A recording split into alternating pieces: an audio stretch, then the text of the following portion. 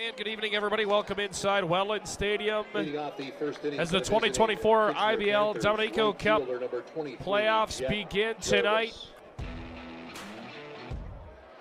Pitch to Moreno. That one is laced over the head of the shortstop, Gervais. That's a base hit. Morelos in to score the game's first run. And Steve-O makes him pay for the intentional walk. RBI single. Jackfish strike first in game one. That one is sent deep to center field. Going back, Morello keep going back. It is off the wall. That's a base hit. It's going to score at least one.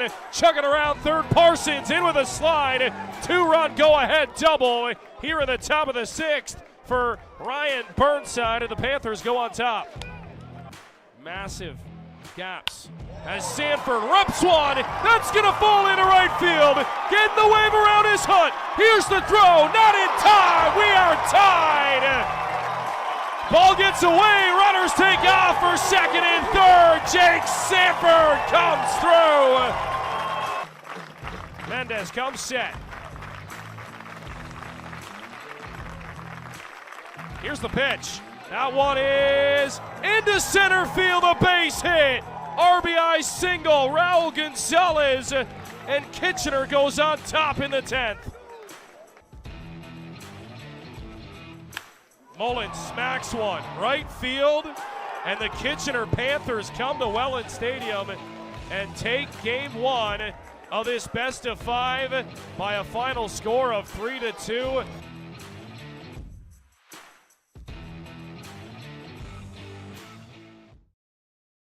And a welcome back inside Jack Couch Park. This is Kitchener Panthers baseball on YouTube. Welcome and good Friday evening to you all. It is game two of the first round series between the Kitchener Panthers and the Welland Jackfish. You just saw it there 24 hours ago. Math has never been my strong suit, by the way.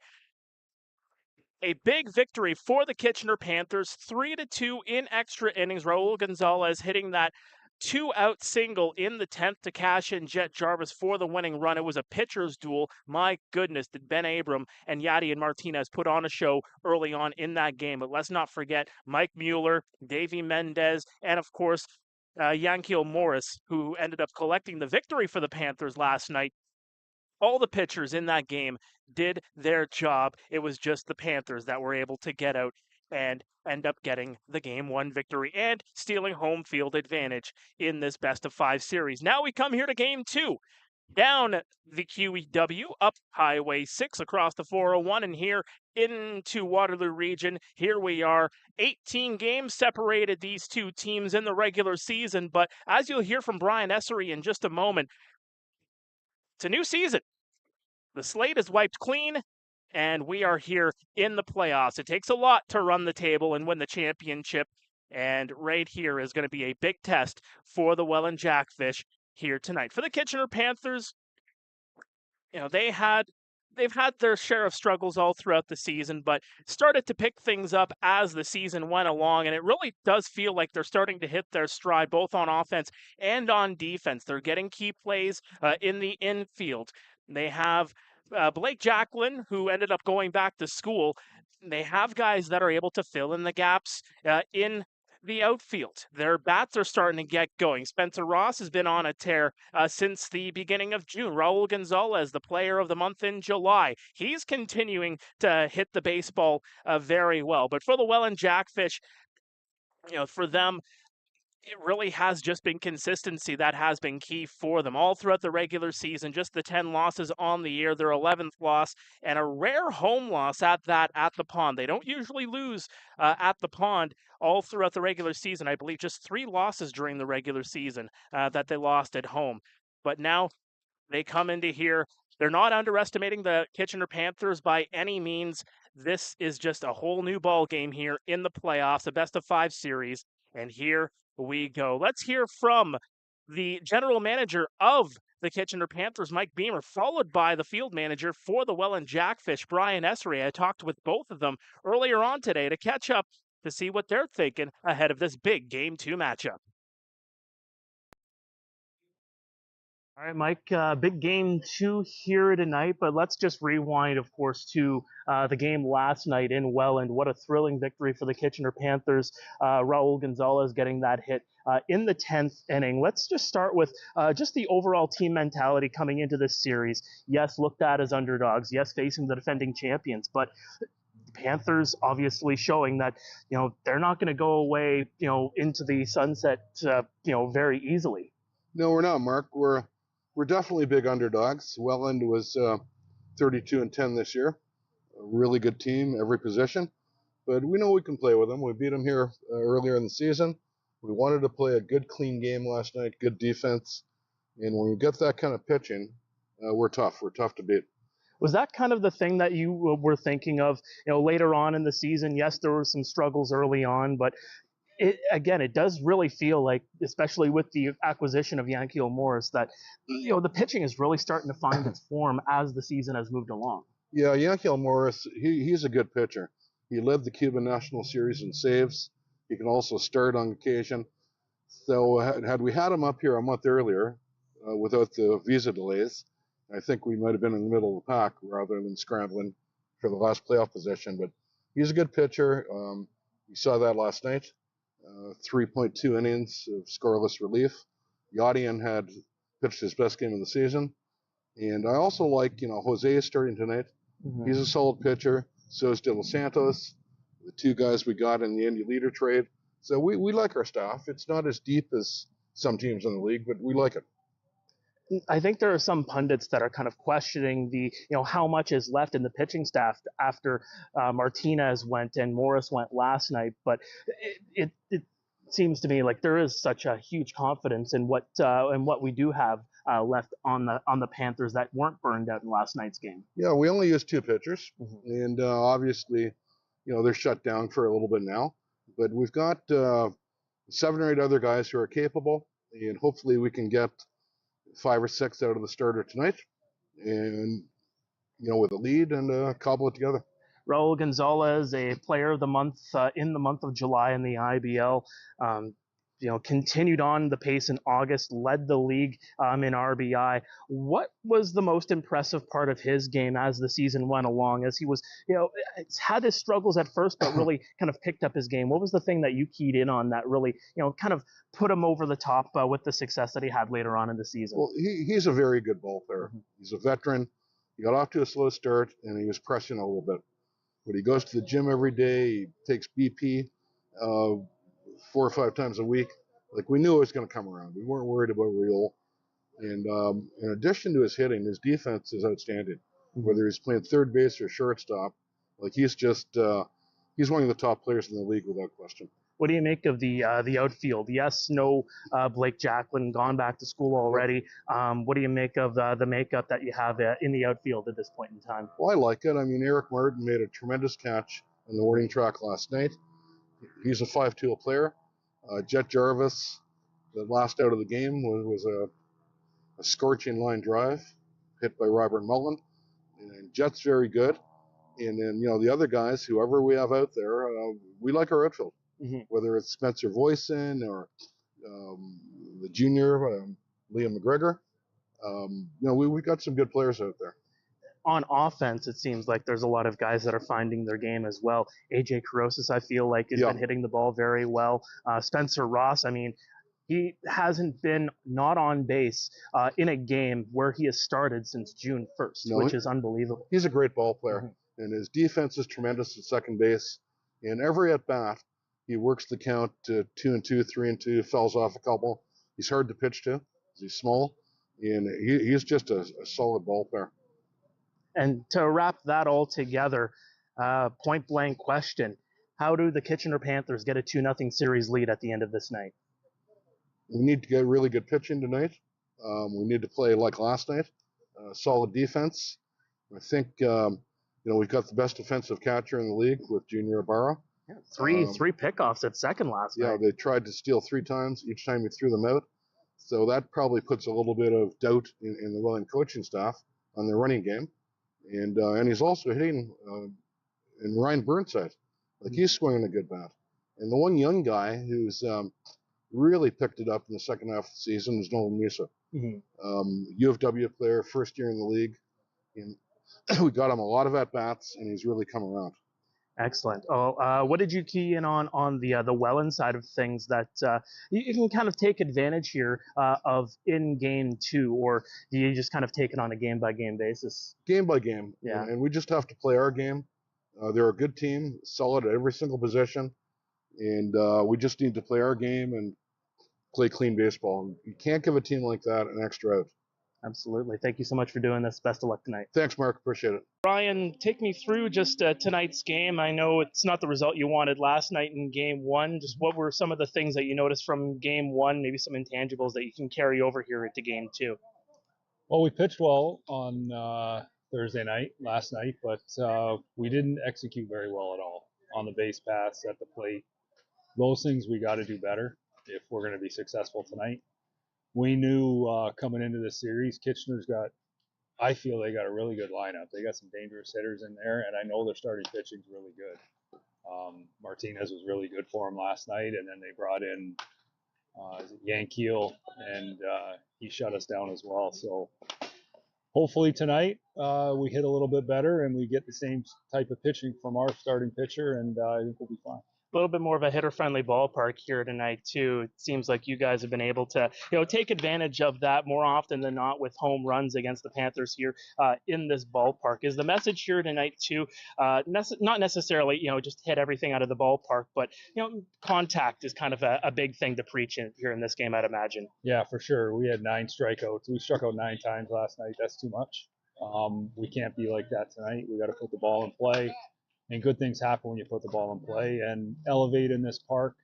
And yeah, we'll lose a few. I'd like to see a couple of 2-run, 3-run shots if we get that opportunity. First time we were here this year, we did. We hit 5 out, and at least 4 of them were 2-run or 3-run shots. So yeah, we're looking for the big fly, obviously, as is Kitchener. They got some guys that can lose it in this yard, no problem too. So I'm just hoping that we got runners on base if we do happen to catch one and elevate something out of here. Tends to happen more often than not with Kitchener opponents here in this ballpark.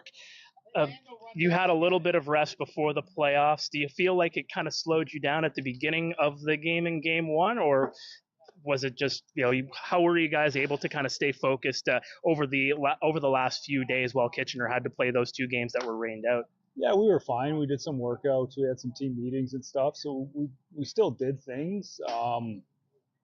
We just didn't play very well last night. That's the bottom line, and Kitchener did, and all for it. And they deserved the victory. They got it. Like I said, we didn't execute. Man, we had runners in second and third, bases loaded at one time. We had the leadoff batter the first 3 or 4 innings, and we just didn't execute. Like at those types of ball games that they're going to be close, we got opportunities like that. We got to execute, and we got to put a ball in the gap or something to score 2 or 3 of those, and then we'd win the ball game. So a couple of little mistakes that we got to clean up for today, and we'll be fine. How is it kind of necessarily, blocking out a lot of the outside noise, coming into this series? It's a 1 versus 8. You guys did so well during the regular season going up against an 8th seed here in the first round. How do you kind of block that stuff out and just, focus on what you guys are doing on the field?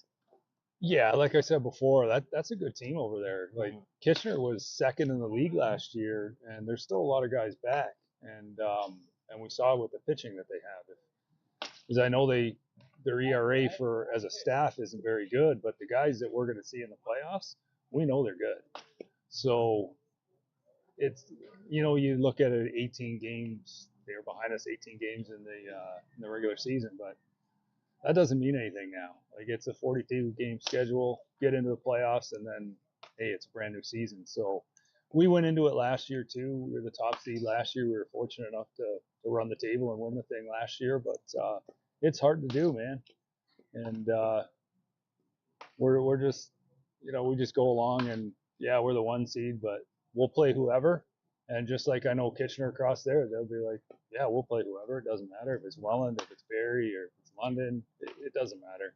And we're the same way. You got to beat everybody to get to be the final team standing. So we just go into every game just like that. Excellent. Well, best of luck tonight. Appreciate the time. It. Yeah, thanks a lot. Why is just a starting line for the true self blooms? only when we find our purpose, what makes us tick, below the surface.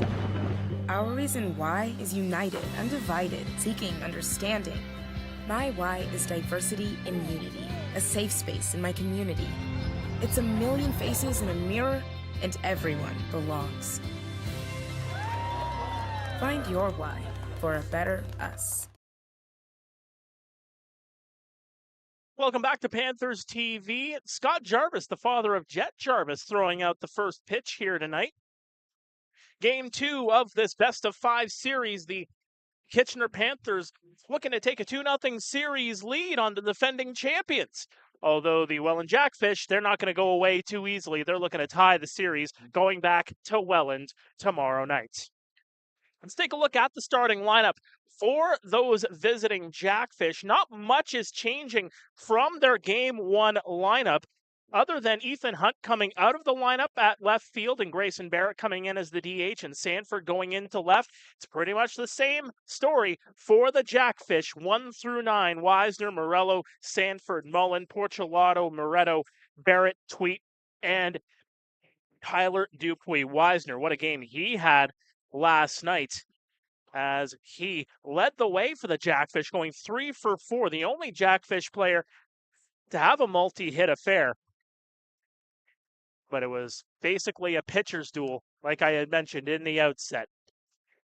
And they'll be taking on Jose Vasquez as he will make the Game 2 start. Coming into this one, Vasquez has started in 50% of the games he has appeared in. 12 appearances, 6 starts this season. Started as more of a starter this year, moved more towards a pen guy, but has come back in, slowly maneuvered back into a starting role. Saw a few multi-inning outings, and then just was counted on to be a starter once again. And here he is tonight. His last start coming back on August 10th, his last appearance. 6 1/3 innings in Brantford in a 4-3 victory on that day. Allowed 11 hits, 3 runs, struck out 5. See what he'll do here tonight against the Fish. You know they're going to be fuming after last night's tough loss. Welland 18-3 during the regular season at home, suffering a rare home defeat a night ago in what was a very close game. First pitch is strike 1. We're underway here at 7:33 Eastern. Vasquez, the Cambridge native, deals. That'll be fouled off. Now, for Vasquez, he's got a lot of heat. He's going to bring it upstairs. He'll get a lot of strikeouts when he is really cooking. Holds off on the swing there, did Wisner.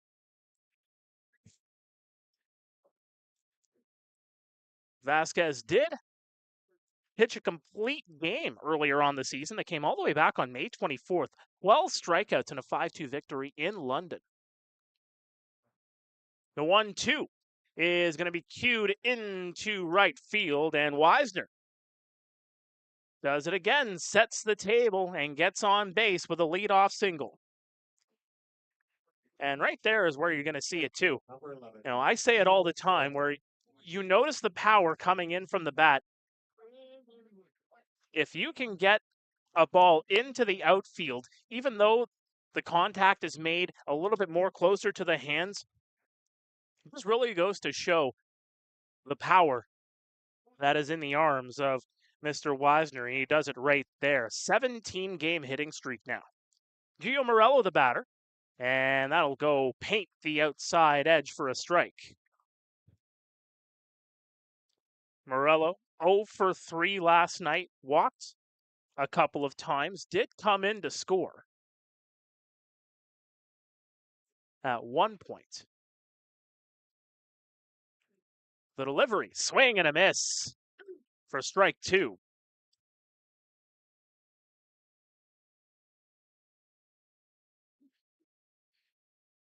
Fans start to clap here on Fan Appreciation Night here at Jack Couch Park. The delivery, and that's just going to miss on the outside. Great conversation we had with Brian Essery just before the game, as you heard there. Well, as he noted, Panthers finished second in the IBL last year and have most of their guys back, including Vasquez. The 1-2 is going to be fouled back. Gianfranco Morello, the Toronto native, in his 5th IBL season, a first-team All-Star in 2022, second-teamer in 2021.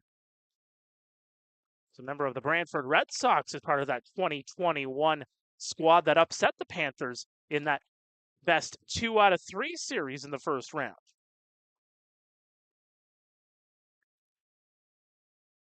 That, of course, came at a time where we had to deal with COVID-19. But here we are. Baseball's fresh as a daisy here in 2024. Perosis gets it over to second, and he got him. As Ross lost his footing, touching the bag over at second base, but they'll retire Wisner on the 6-4, and Gio will reach on the fielder's choice.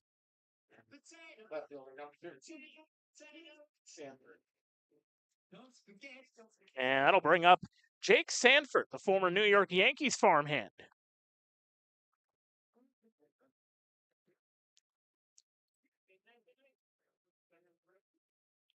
Sanford was the DH last night.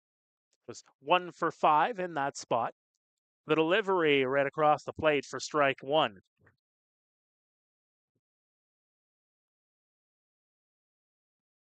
Our umpires for tonight's game. Gervais calling the balls and strikes from behind home plate. Chris Long is the first base umpire. Nick Leffler working over at third. The delivery, and that just misses inside. Fans hooing and hawing on that one, but from my angle, it did look like it missed by maybe about half an inch. 1 ball, 1 strike here on Sanford. Patient as a cucumber there. That one's going to go over to second. They'll get the 1 over to first in time, and they get the double play. The Panthers face the minimum in the first. We'll head to break. When we come back, we'll have the Panthers starting lineup as they'll take on Teodoro Ortega. Stay with us. This is Panthers TV.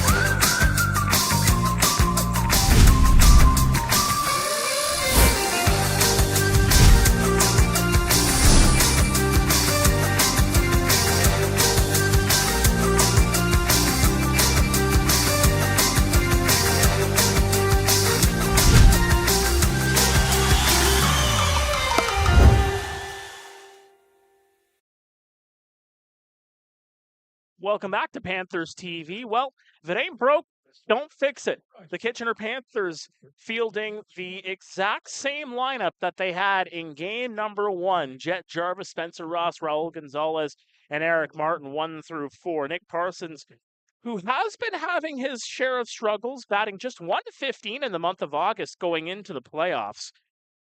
That was after batting 368 in the month of July. So really a guy that's trying to get it going once again. Still deep in that lineup once again. Ryan Burnside, the DH. Junior Ibarra is the catcher. AJ Carosis, the shortstop. And Nolan Misa is out in left field. You've been seeing Misa a lot more working first base as they were working through that carousel out in the outfield, a number of players that can work the outfield. They're finding that Misa can work the outfield with some regularity, so they have him out there in left here tonight. And they will be taking on Teodoro Ortega. Ortega, the Oakland signee in 2017. Played 5 seasons of minor ball, moved to Texas via a trade in 2018, made it as high as A ball in 21 and 22, and down east with the Wood Ducks in his first IBL season.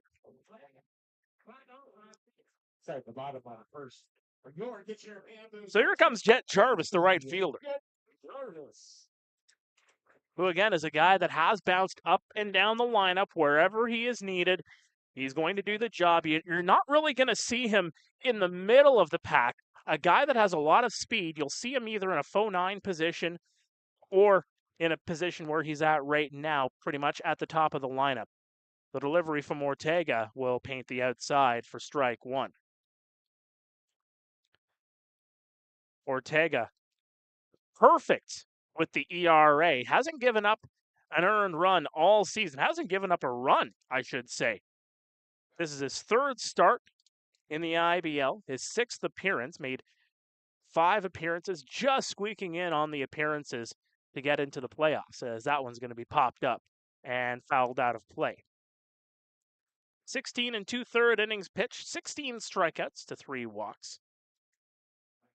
The last appearance came on the 17th of August. It was in a 5-2 victory over Toronto. Went 2 innings in that one. Gave up 2 hits, struck out 2. As that one's going to be cued into left field, and battling the sun there was Jake Sanford, but he'll make the catch.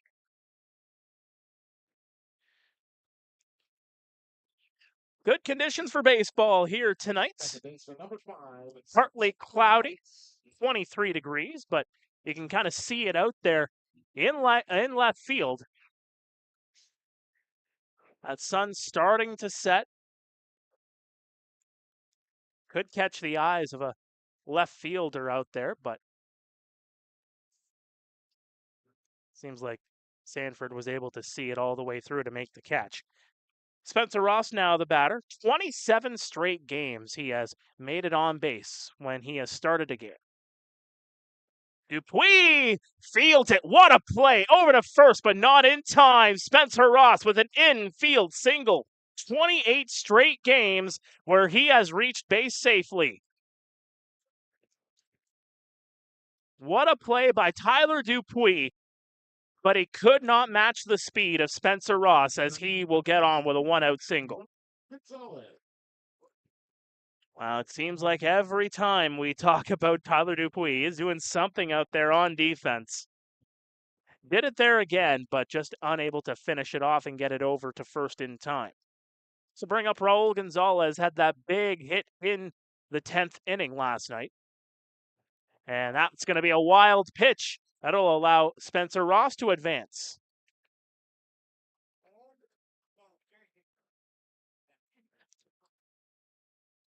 You don't see that too often from Ortega.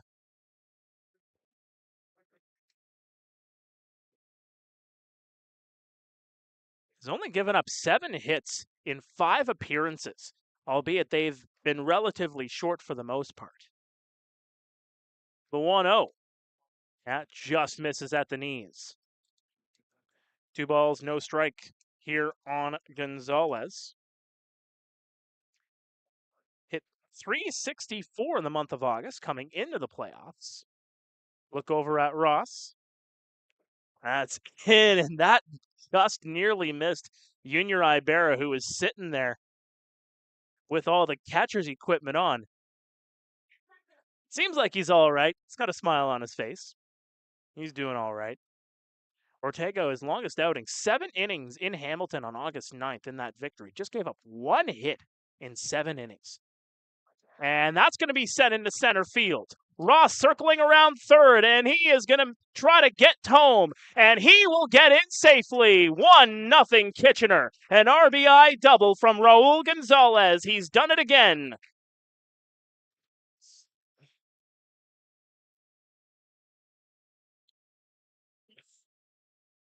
Respect the arm of Gio Morello out there in center field. The throw was a bit offline. Ross got by Mullen before he was able to get a glove on the ball, and Ross is able to cross the plate. So Kitchener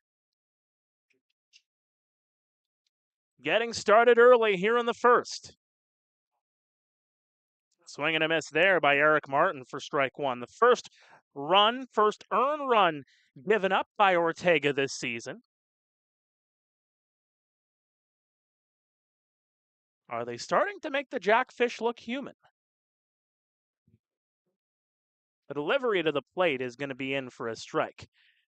Well, they did do something that no other team has done in the last few seasons, is hand Davy Mendez a loss. Mendez was charged with the loss in game one. First career IBL loss for who has been just a stout closer. And that's putting it lightly. Third IBL season, former Tampa, Pittsburgh, and San Diego prospects. It's been El Fuego the last 3 seasons. The 0-2 to Martin, and that just misses inside. And Martin's really taken that place out in center field for Blake Jacklin. You've been seeing Jet move over into center when Martin wasn't with the team. He comes back. Blake comes back as well. Martin's been able to come in and out of the lineup as well. Got a big bat to work with, too. The 1-2 swing and a miss. He got him. So Martin goes down swinging. There is 2 away now for Nick Parsons. First baseman number 88, Nick Parsons. As we talked about before, in a bit of a slump. And for Nick Parsons, a guy that in college, a guy that was tearing the skin off the baseball, hitting home run after home run in the States, came back here, started to do the same for the Kitchener Panthers. 9 home runs this season, tied with Steve Moretto for 4th in the IBL. Gonzalez just 1 ahead of them in 3rd.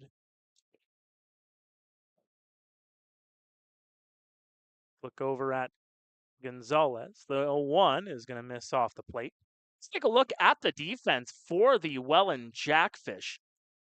Sanford, Morello, Porchelato from left to right in the outfield. Wisner, Dupuis, Tweet, and Moretto working the infield, and Robert Mullen catching Ortega here tonight. Couple of looks over. The 1-1, and that misses downstairs. You know, we talk about Raul Gonzalez and his MVP caliber type of play, particularly in the last couple of months. I believe, if anything, for those that are voting for the IBL MVP award, they might be looking at those first, few games where he did struggle. Might take a few off of the votes for him. Robert Mullen considered the MVP in the power rankings this past week, the team MVP for the Welland Jackfish. They have a number of MVPs, I must add. All for their own different reasons. 2-2 count here on Parsons. Couple of looks over. The delivery misses outside. Good job there by Mullen. He keeps it in front of him. Now Parsons, as mentioned, 115 he's hitting in 7 games in August. Just a home run, 2 RBI. 9 times he has struck out. Compare that to July, where he was hitting 368. 4 homers, 13 RBIs, struck out 8 times. So still striking out the same amount of times, just not making contact. The 3-2 skied high. Left field. Sanford will get underneath it and make the catch. That'll do it here for the first, but Spencer Ross crosses the plate, and an RBI double from Raul Gonzalez. The Kitchener Panthers have taken a 1-0 lead. We'll be back after this. Stay with us. This is Game 2 of the IBL quarterfinal on Panthers TV. Oh, When it comes time to muck a mammoth meal, just dial up Domino's to rally a rip up the road and drop off a pair of piping pies. Canada's top pie. Everything about these beauties is top shelf from Z to A, eh? Domino's. Just send it, bud. It's a new season of baseball, and with that comes new merchandise in the Jack Couch Park merchandise tent and online store. Make sure to check out our huge selection of new wearables to cheer on your team. We have replica jerseys, jackets, pullovers, hats, scarves, and blankets for those chilly evening games. Our shops have all different sizes to choose from, and we will try our best to fit you with Panthers authorized gear. Make sure to check us out at our merchandise tent at the front gate when you enter into the park, or visit our shop online at KitchenerPanthers.com and click on Shop. We want our fans to wear our gear proud and loud and cheer on your Panthers.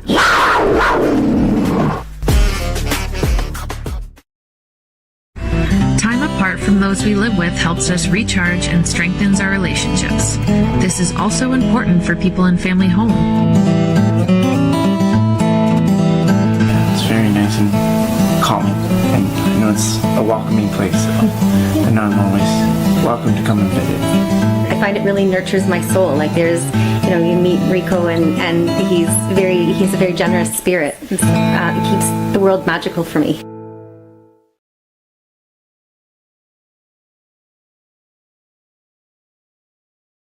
Welcome back to IBL playoff baseball here on Panthers TV. My name is Mark Pare.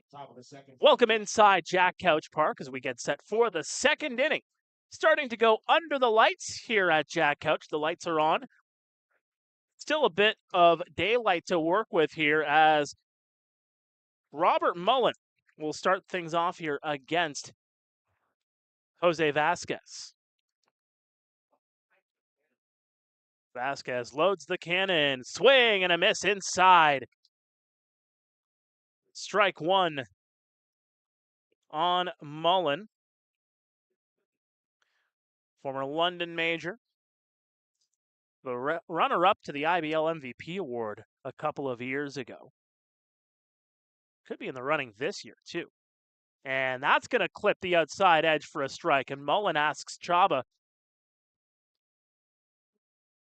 see how much of the plate that clipped.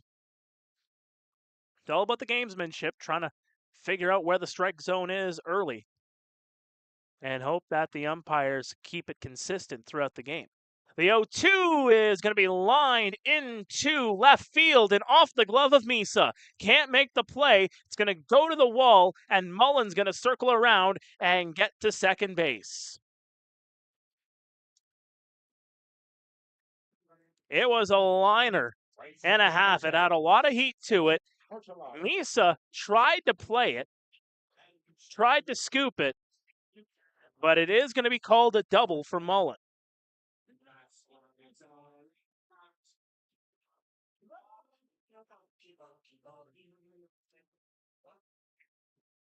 So for Robert Mullen, who finished the regular season on a 6-game heater, went 0 for 5 last night, is able to get a hit early on. That'll bring up Mateo Porchelato, and that'll clip the outside yet again for strike one.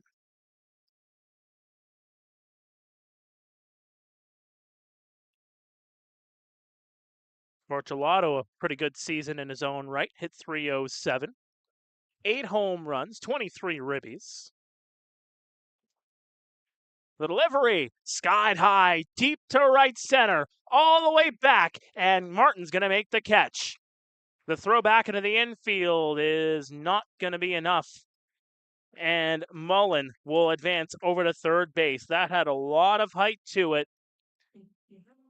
I think, if anything, Porchelato just got a little bit too much underneath that baseball when he made contact.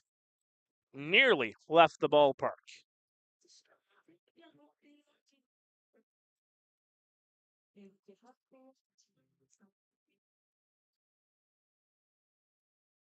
This will bring up Steve Moretto, who had himself quite the regular season. 9 homers. And that'll go inside for ball one. 32 ribbies. his second IBL season, hit .313, so his average did dip quite a bit by comparison from 2023, going from .313 to .227. Oh, that one almost caught Vasquez. That'll go into center field, and we have a tie ball game. An RBI single for Steve Moretto drives in Robert Mullen. Well, it was back and forth in game one, and starting to look that way here in game two. And that's a couple of times where the Jackfish have been able to angle that ball when they make contact, pretty much right in between the gap at second base, right through Vasquez. So one out here for Grayson Barrett. And that'll be strike one.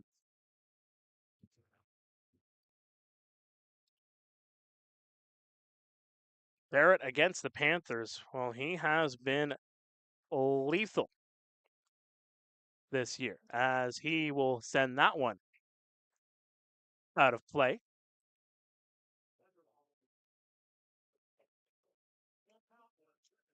For Barrett, as I try to pop up the stat here, and I was doing the research for this game here tonight,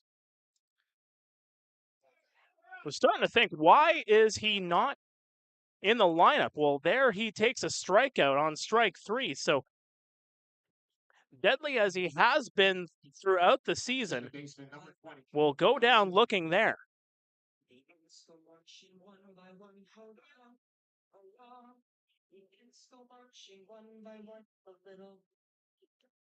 And that'll bring up Dawson Tweets.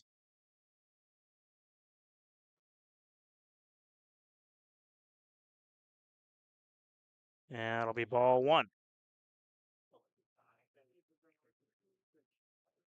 Dawson Tweet this season against the Kitchener Panthers hitting .652. 3 home runs. As he'll foul that one off. 9 ribbies, 15 hits. Just to mention, Grayson Barrett hitting .250 on the year, a pair of home runs against the Panthers.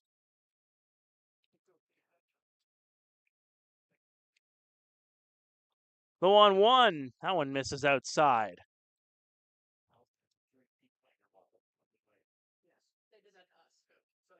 Vasquez needing 13 pitches to get out of the first.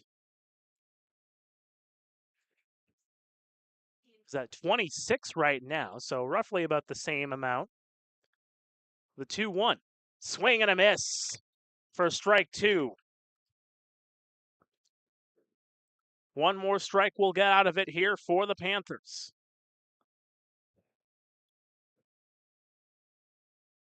Dawson Tweet, the Russell, Manitoba native.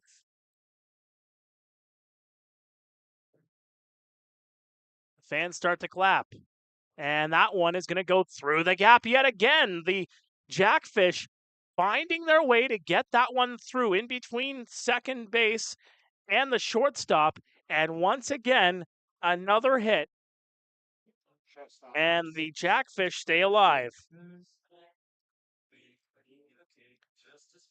So Moretto will move on to second. Tweet is on first. And here comes Tyler Dupuis, the hometown boy, who in my opinion should be in the IBL MVP conversation, just on his defense alone.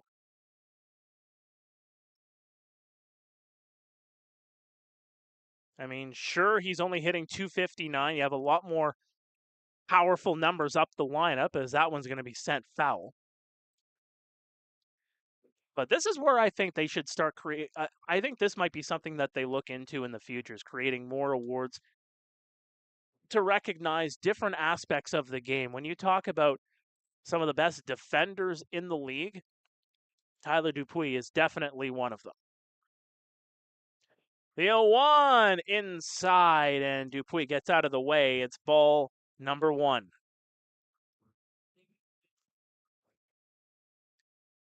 Dupuis with 4 home runs this season, 3 of them coming in this ballpark. So you know he loves to hit the baseball here at Couch. Vasquez with a look over. The 1-1 is going to be fouled off. Got a good sizable crowd down the lines. Not so much in behind home plate. But that tends to be the usual here in Kitchener, where a lot of the fans, you're not going to see them in the camera shot there and behind center field. It's more down the line. The 1-2. And that's going to get over. And that'll drive in 1 run. Are they thinking for 2? No, that'll be an RBI single for Tyler Dupuis. And the Jackfish have taken a 2-1 lead. So Moretto comes in to score. Tweet is able to move over to third.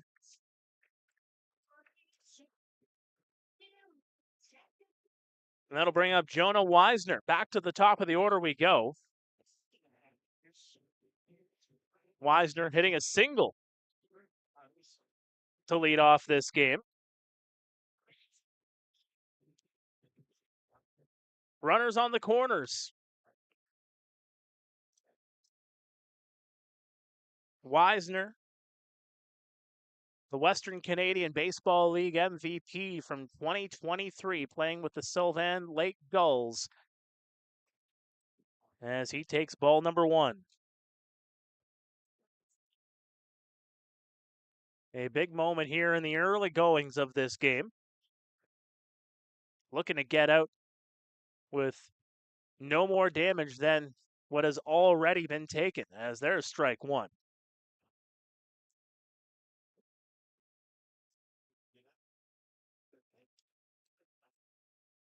Weisner this season hitting .395, played in 24 games during the regular season. The 1-1. And that's going to get over the shortstop Carosis. Another run comes in to score. It's 3-1 Welland. The hit parade is continuing, and it's a lot of soft contact, to say the very least. Not a lot of it deep into the gaps in the outfield. Just a lot of soft contact, just cueing it over the infielders. And you have to wonder if this is going to change the mentality on defense a little bit. Are they going to play a little bit more deep? But we'll have to see as this game progresses, as Jonah Weisner is 2 for 2 in this ball game. And that'll bring up Gio Morello, who reached on a fielder's choice in the first. And that'll go right in for strike 1. Dupuis stands on second. 3 straight singles here for the Jackfish in the second. Chopper, that one is also going to get through the hole. They have been really taking advantage of it. The throw to home, well, they're not even going to throw it into home. 4 straight singles as Gio Morello drives in yet another run. And the Jackfish have 4 on the board here in the second. And if you're the Panthers, you got to talk this one out. You cannot let this game get away from you this early on. It is time to clamp down.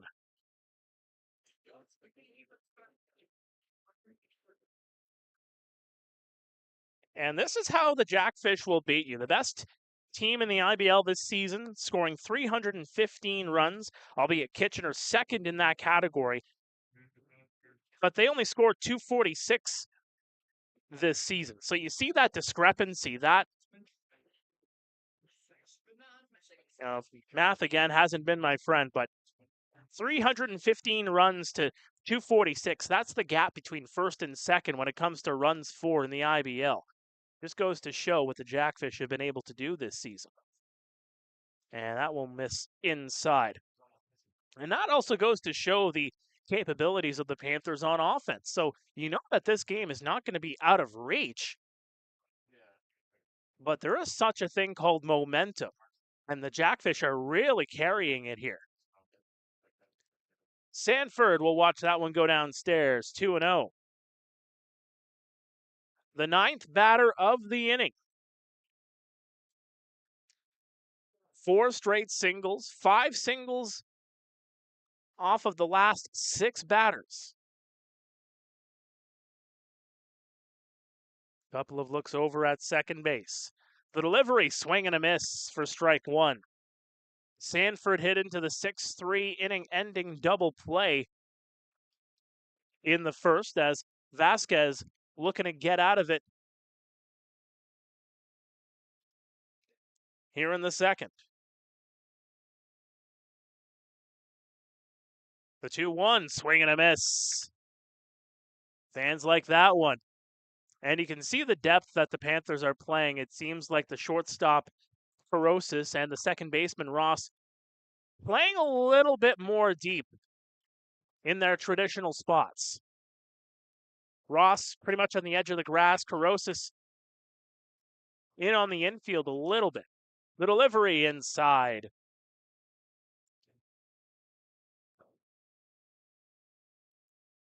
Full count here with 2 away, so the runners will be off on the pitch.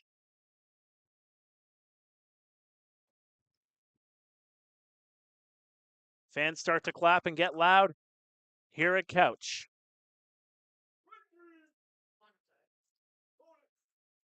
The 3-2 set up high, and that is going to go out of play, and that's going to hit the roof. Our second time this season that has happened.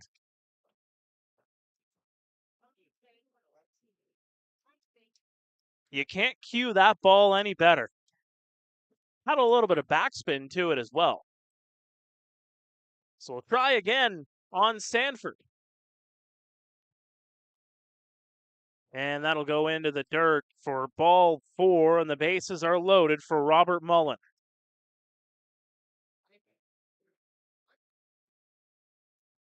First walk issued by Vasquez. Robert Mullen.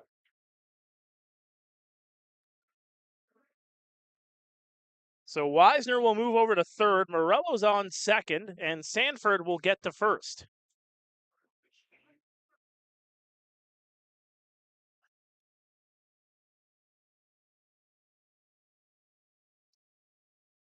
Mullen hitting a double to lead off this inning. On the end of the bat, or in the hands rather, Brian Essery, the field manager over at third, just fields it like it was nothing at all. Well, he's been around the ballpark and for a number of years, former pro.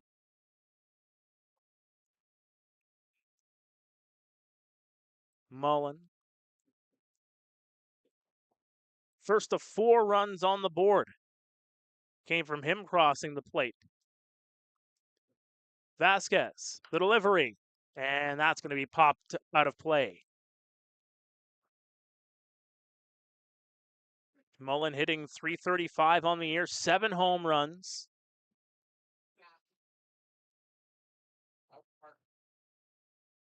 Eight doubles.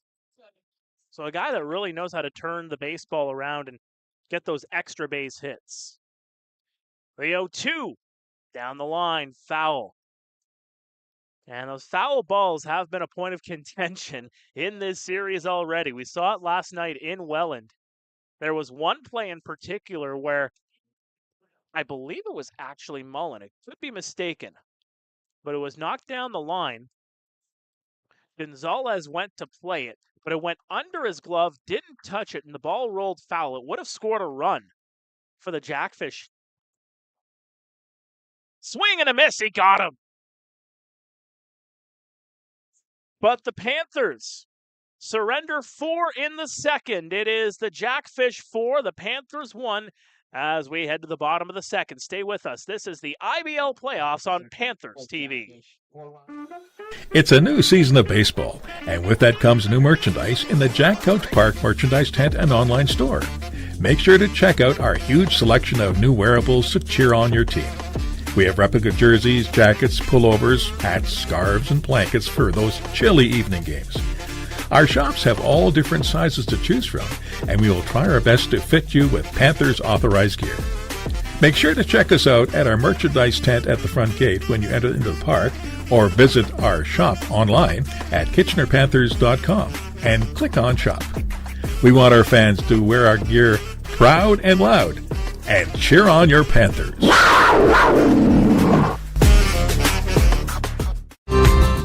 Hi, I'm Gert, and this is my brother Bert. Hi, we're here to help you stay alert and stay safe. Some people that seem nice at first may be real bad news. How do you get to Albany Avenue? What should you do if someone stops to talk or ask directions? 2 blocks that way and turn right. If a stranger stops to talk, always keep your distance. And never ever go anywhere with a stranger. Stay alert, stay safe.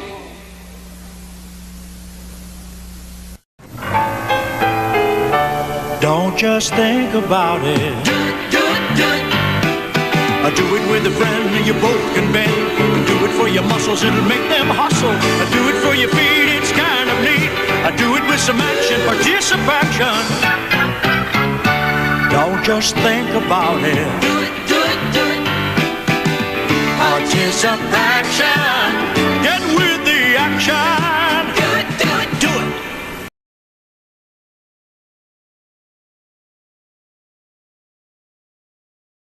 And welcome back to IBL playoff action here on Panthers TV. Mark Pare here in the broadcast booth. Ryan Burnside will step in to take on Teodoro Ortega, the native of Panama City, Panama, who had a little bit of an extra rest in between those innings as the Jackfish set 10 to the plate in the second. 0-0, and that's a go across for strike one. Curved a little bit more to the outside.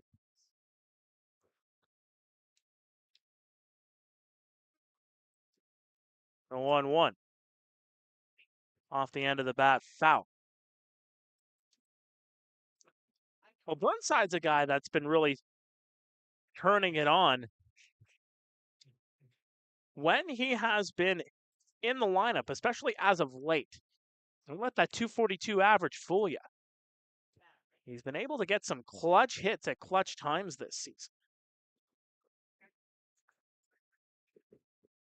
The month of August, seems like he was getting hits every single time he was in there. Finished off the regular season as another one's going to be foul back.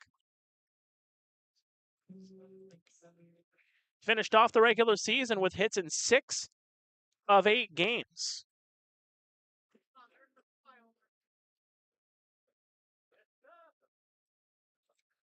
The delivery, swing and a miss for strike 3.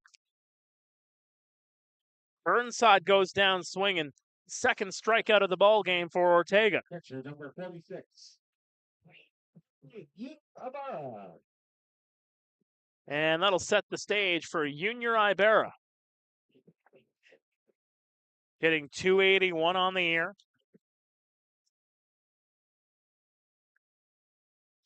And he has been very quietly, although in some circles, probably not so quietly, being able to produce. Hits in 10 straight games coming into tonight's. It was 2 for 4 24 hours ago.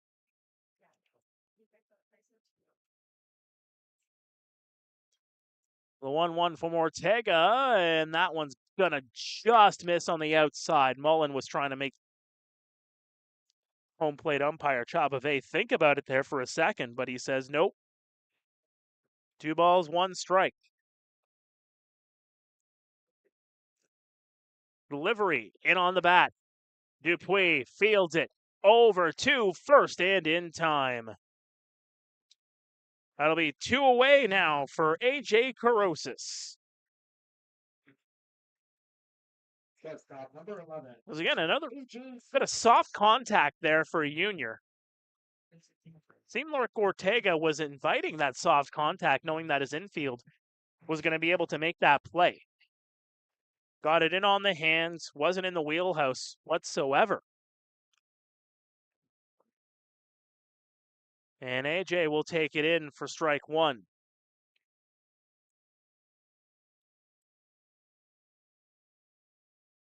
Carosis hitting just .224 on the season. But he cracks the bat there, makes the contact, and Portulato has to trot about 5 yards to make that catch. A 1-2-3 inning as the Welland Jackfish remain up 4-1 as we go to break. To the top of the third we go here at Jack Couch. Stay with us. This is IBL playoff action on Panthers TV.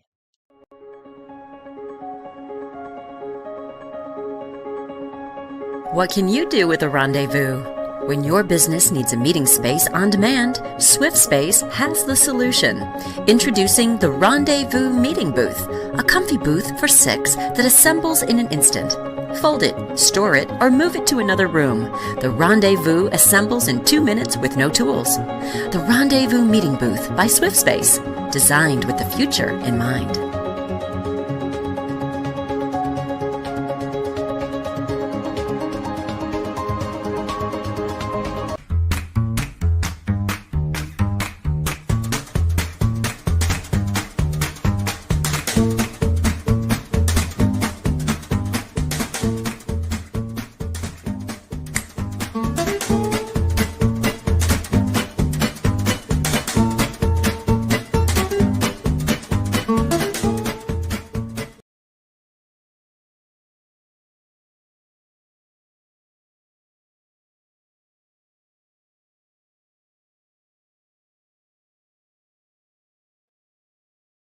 Welcome back to the IBL playoffs on Panthers TV. To the third we go here at Jack Couch. It is game 2 of this IBL quarterfinal series. 18 games separated these two teams, but it is a brand new season. The first seeded and defending champion Welland Jackfish looking to get back into this series. They're doing well so far with a 4-run second. They have taken a 4-1 lead on the Panthers and looking to add more to that total as Mateo Portulato will step in. The right fielder flew out to center field his last time up. Vasquez will get the sign, the delivery, and that'll miss for ball 1.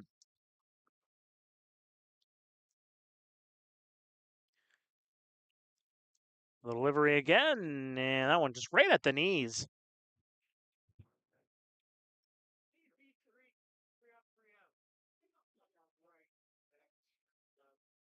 Really just trying to test Portulato, trying to take it out of the wheelhouse and bring in some heat as that one's going to be fouled off. Take a look at the defense for the Kitchener Panthers. We went through the first so quickly, we weren't able to do so. Nolan Misa, Eric Martin, Jet Gervais working from left to right in the outfield. Raul Gonzalez, AJ Carosis, Spencer Ross, and Nick Parsons in the infield. And Junior Ibarra catching Vasquez here tonight. As Portulato gets out of the way of that one. 3 balls, 1 strike. Here on the Pitt Meadows, BC native. The 3-1 inside, and Portulato will get on base. And that'll be something to watch out for. Portulato, 27 stolen bases this season.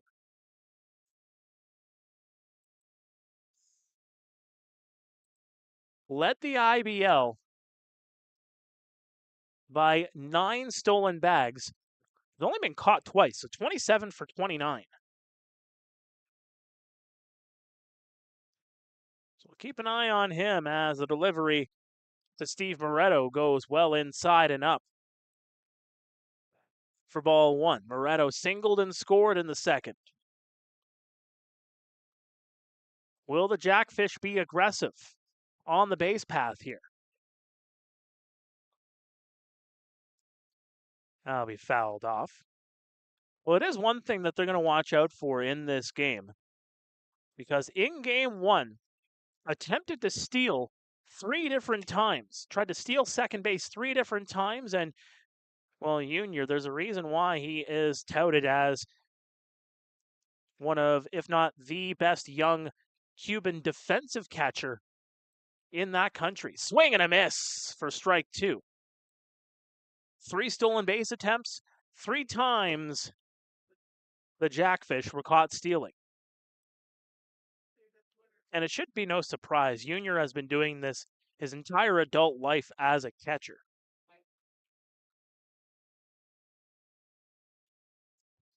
The 1-2, and that's a cross for strike 3. Third strikeout of the ball game for Jose Vasquez, and that'll bring up Grayson Barrett. Now, in 10 years in the Cuban National Series, Ibarra threw out about 51% of batters trying to steal second base. Just unheard of. No, he didn't go around, but it went across for strike 1. Barrett struck out looking his last time up.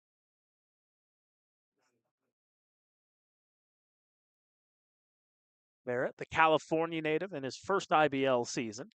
As that one's going to be sent into left field. Is it going to drop fair? And it will. Circling around second. Coming in to score, possibly Porchelato. No play at the plate. That'll be an RBI double for Grayson Barrett. And the Jackfish have taken a 5-1 lead. Perfect spot for Grayson Barrett as he just lined it down the left field side. Misa was more shaded toward where the scoreboard is and didn't have a chance to make a play.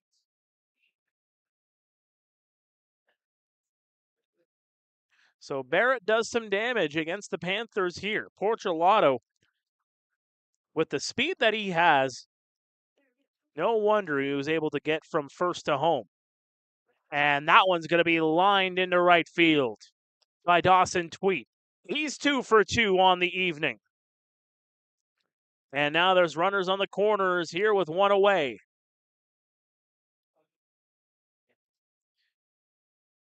And it looks like Danny Garcia is already going down into the bullpen to start warming up. Vasquez running into some trouble here in the last couple of innings. And that'll bring up Tyler Dupuis.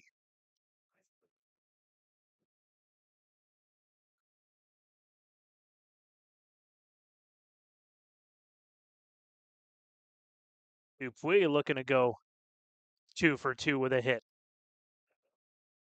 The delivery, and that's right across Broadway for strike 1. And the one thing we talked about back on that August 4th evening, actually, I believe it was July 28th, the game that Welland won here in Kitchener 10-6. You know, a lot of the talk was around what the 7, 8, 9 hitters were doing in that game. As that one's going to be skied high. Shallow right field, and catching it there, Spencer Ross, no play to home. Grayson Barrett will stay put, so will Dawson Tweet, and there's 2 away. That is a big out if you're the Panthers. Third baseman number 4, Jonah Weisner. Back to the top of the order with Jonah Weisner. Also 2 for 2 in this game here tonight.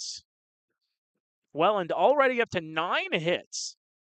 5 runs off of 9 hits, no errors. Kitchener 1 run off of 2 hits. And again, other than that liner down the line by Barrett, a lot of soft contact, a lot of baseballs going through the hole, through Jose Vasquez, and into center field. Nothing really going high, welcoming the grounders, but the Jackfish are taking advantage of just making contact with the baseball and getting them into the right areas. The 1-0. Broke inside at the last second. 1 ball, 1 strike.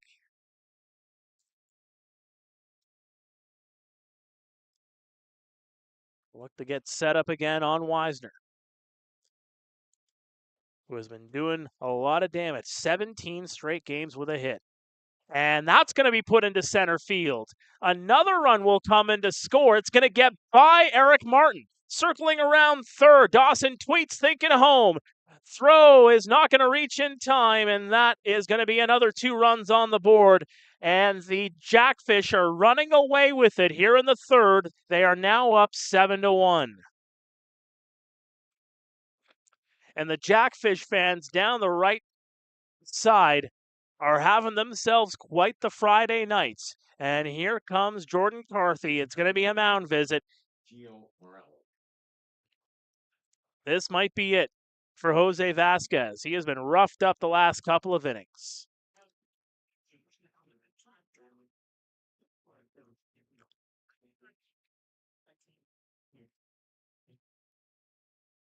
Many Jackfish fans were wondering, where was the offense last night? Well, it seems like they've been saving it here for this second game on the road. 10 hits given up by Jose in 2 2/3, and that's just going to be a charged mound visit to the Panthers, their second one of the night. And Vasquez will stay in there. So Wisner will be given the double on that. And he's the only one on board here for Gio Morello, who has also reached both times he has been at the dish tonight. And that one goes downstairs.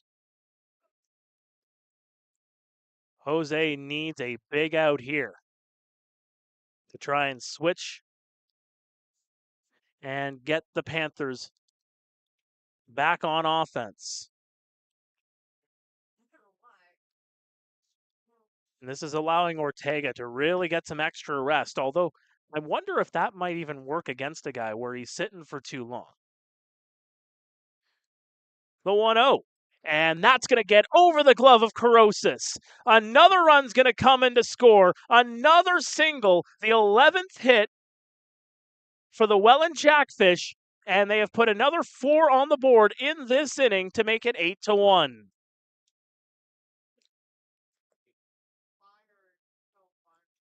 The hit parade is on for the Finns.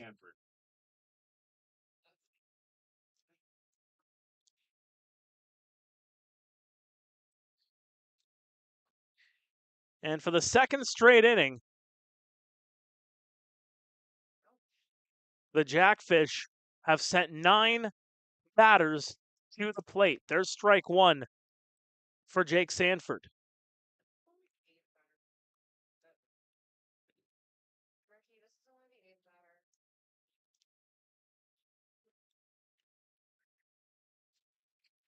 And that'll go in.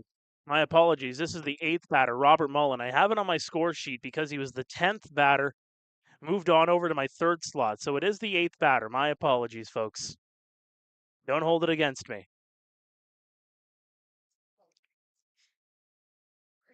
The 1-1. Inside. See, nobody's perfect. 2 balls, 1 strike here on Sanford. Mullen is on deck.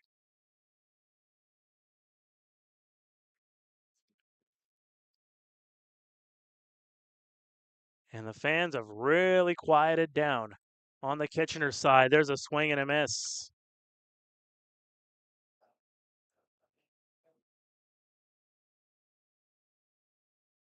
Boy, oh boy, does Jose Vasquez need this next pitch to be a strike.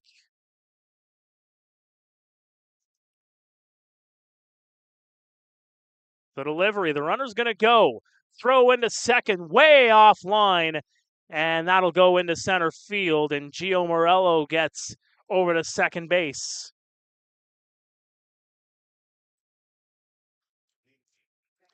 So on an 8-1 lead, Jackfish continuing to do what the Jackfish do, is be aggressive and try to keep those habits going. And I think if anything there, that's the Jackfish saying, well, you caught us 3 different times last night. We need to get ourselves going on the base path, as that's strike 3. Sanford did not like that one bit, but mercifully for the Panthers, they get out of it. but 4 more runs coming to score. It is 8-1 Welland. Stay with us. This is IBL playoff action on Panthers TV. When you're looking for a baseball or softball cleat, the first thing you need to know is what sport do you play, softball or baseball? For softball, there are 3 kinds of cleats that are good for you. The turf cleat, the rubber cleat, or the TPU cleat, which is known as hard plastic.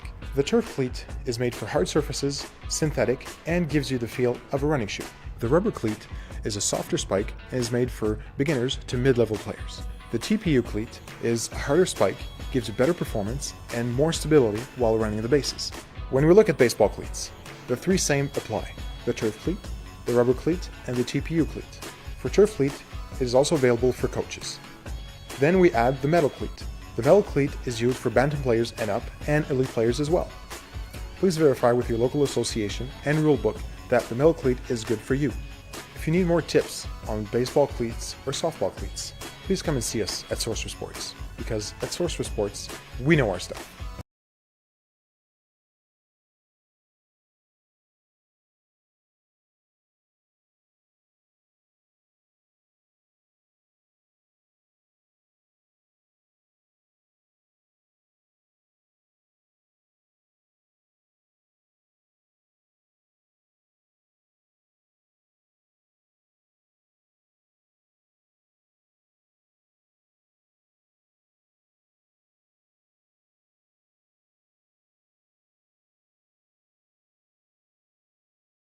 Welcome back to IBL playoff action on Panthers TV. Mark Pare here in the broadcast booth at Jack Couch Park. We're under the lights. The sun has set. We got some nighttime baseball for the rest of tonight's game. And for the Panthers, well, they're hoping that it isn't already a good night, because they are down by 7 to the Welland Jackfish. 4 runs in each of the last 2 innings for Welland have ballooned their lead after the Panthers took a 1-0 lead in the first. Nolan Meese, the batter. That'll go across for strike 1. Just a couple of hits given up. And that one's going to go in on the hands, fielded there by the first baseman, and they will just tag Misa the first out. Good job there by Moretto to get over there. Out-of-town scoreboard looks like this. The Guelph Royals with a 6-0 lead on the Chatham-Kent Barnstormers in the bottom of the third. 6 runs coming in the second inning of that one. Evan Grills has gone 3 innings for the Royals in that one. Carson Burns with a pair of ribbies. Andy Leader, the former Panther, 0 for 1 with an RBI. We're back here at Jack Couch. Jet Gervais, the batter, flew out to left field back in the first. That one's well upstairs. That Guelph-Chatham game, it is game 1 of their series. Also opening up their 5-game set is the London Majors and the Hamilton Cardinals. London up 1-0 on the Cards at Labatt Park, as that's going to go across for a strike. The game in the Forest City is in the top of the 4th. We're bottom 3 here at Couch, as that one's going to be fouled off.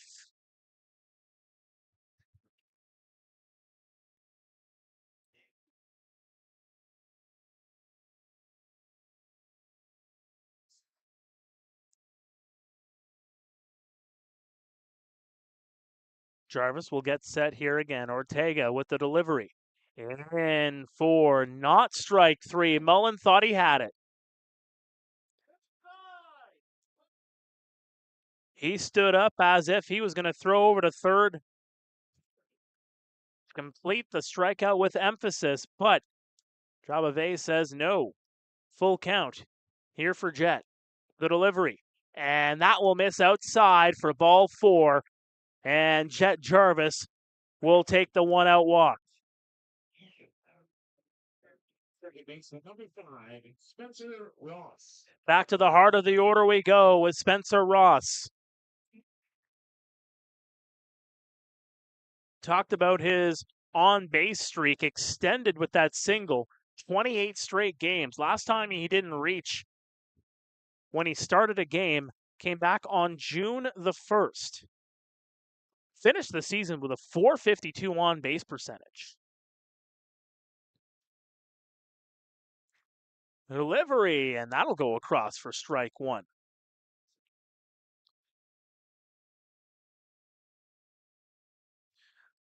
Of note, when it comes to on-base percentage, said it was a .452. If he qualified as a hitter that reached his minimum plate appearances, he would be third in the IBL. Brian DeSantos of Toronto with a .468 OBP, and Welland's Jake Sanford, .453. Seth Strong nearby at a .451 for fourth. Technically third in this case, with Ross not qualifying. Swing and a miss for strike three. Ross will go down 2 away. Another one fanned by Teodoro Ortega. He has done well here tonight. And that'll bring up big Raul Gonzalez, who doubled in the first. Drove Ross in for Kitchener's lone run of the game. And it looks like the Jackfish called just for a bit of an extra second before starting off this at-bat. Ortega, the windup, and that'll paint the outside for strike one. Some good movement there from Ortega on that pitch. Moved more toward the outside as it was reaching the dirt. The 0-1 down the line, and that's a fair ball. Circling around second. Gervais going to third, and he'll stay put. Another double for Raul Gonzalez.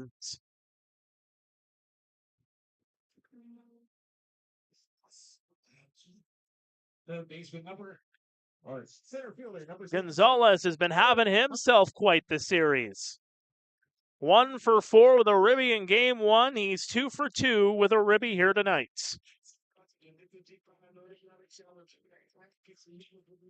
The league leader in driving home runs. Drove in 44 during the regular season. Robert Mullen was just 2 back of him for second. And Eric Martin will step in. That'll be strike one, painting the inside. Martin, you know that home run power is there. Albeit he has been able to take advantage of hitting in this hitter-friendly ballpark. The 0-1, swing and a miss. Big putt there from the big man wearing number 67.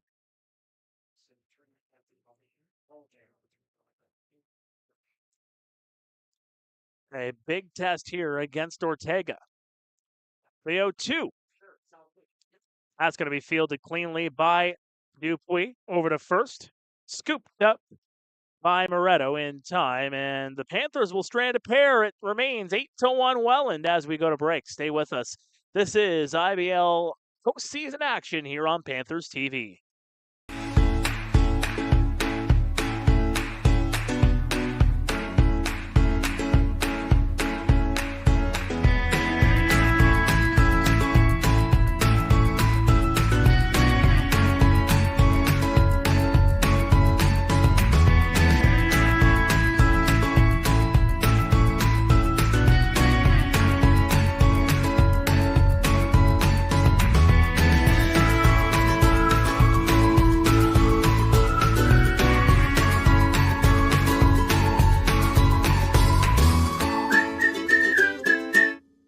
At Mucho Burrito, the average order takes less than 6 minutes. Or does it? Our salsa.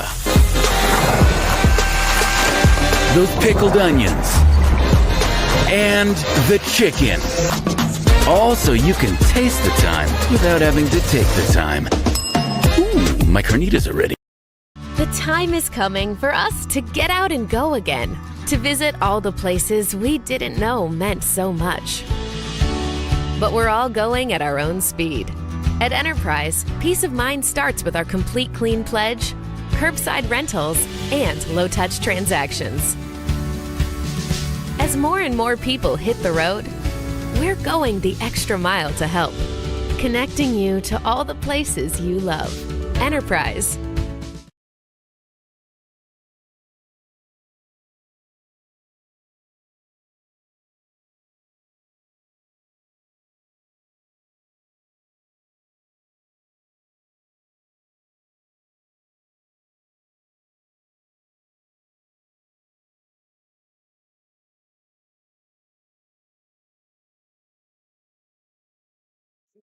Well, welcome back to IBL playoff action here on Panthers TV. Game 2 of a best of 5 between the 1st and 8th seed here in the IBL. The Welland Jackfish showing why they were the top seed coming into the postseason. The pennant winners here in 2024. 8 runs on the board. And Robert Mullen will lead things off here. And that'll go up for strike 1. New pitcher into the ball game here for the Kitchener Panthers. It is Danny Garcia. Saw him going into the bullpen. I believe it was the last inning. There's a swing and a miss for strike 2. You saw him go in there to get warmed up. One of the 2 pieces acquired in the Andy Leader trade. Coming over from Guelph. 14th appearance of the season, as that one's lined down the line, and that's a foul ball. Garcia, 14th appearance for the Panthers. 17th appearance overall between the Royals and Kitchener. Has a 1-2 record, and even 9 ERA with the Cats. 35 strikeouts to 13 walks. That one's going to miss outside. 1-2 here on Mullen. Mullen hitting a double in the second, later came around to score. Finished off the second inning by striking out swinging.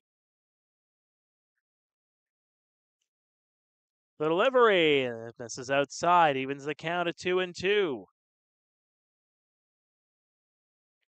Garcia's last game went an inning against London on the 19th.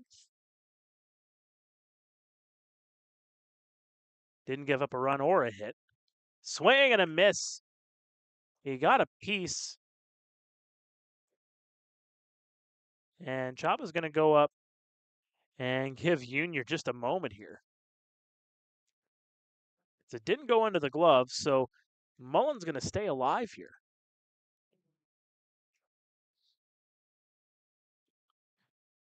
Mullen, another one of the 4 imports for the Fish. Davey Mendez, Robert Mullen, Teodoro Ortega, and Enrique Saldana. The 4 import players on the Jackfish roster. The 2-2. Laced down the left field line, and another foul ball. It was hit all the way to the fence, but that one touching down on the wrong side of the grass by mere inches.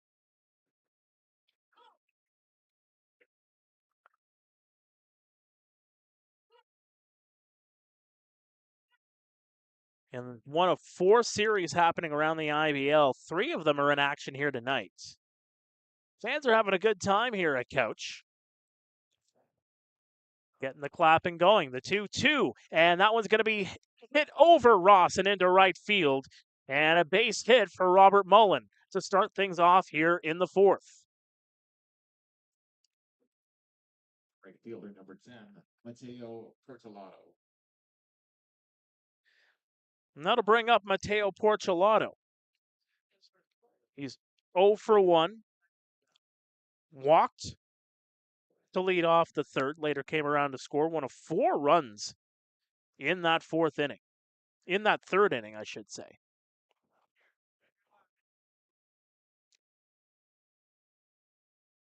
Garcia just looking to get set here. Considered a domestic player, originally from the Dominican Republic. That'll clip the zone for strike 1.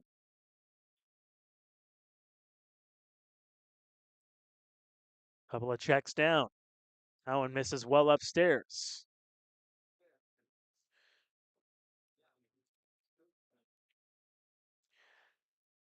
Garcia, 29 years of age, will be 30 on September 2nd. The 1-1, swing and a miss for strike 2. Was originally a member of the Brantford Red Sox. Played for the Sox in 2022 and 23. Started this season in Guelph before the deal with him and Jorge De La Cruz moving over here to Kitchener. The 1-2. Lined in left field. That's going to drop, and all the way to the fence it goes. It's going to hop over the fence. That'll be a ground rule double for Matteo Porcelato. So runners are now on second and third with nobody out.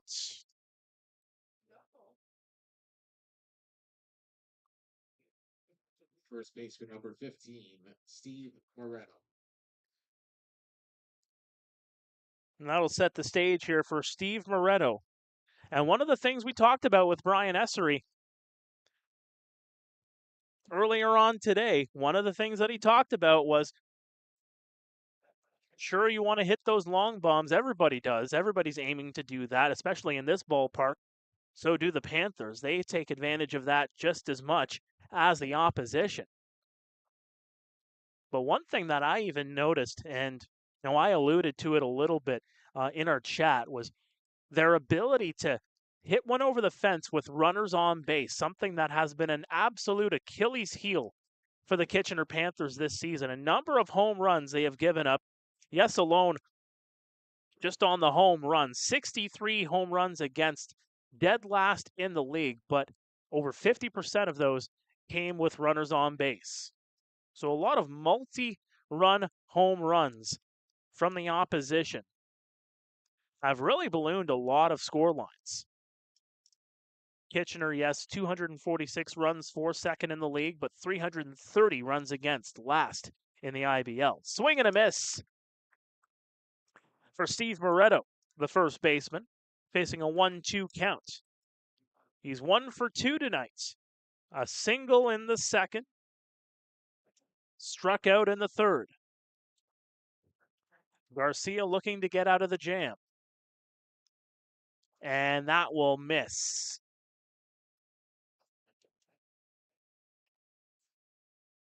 Had a little bit of extra heat on that one.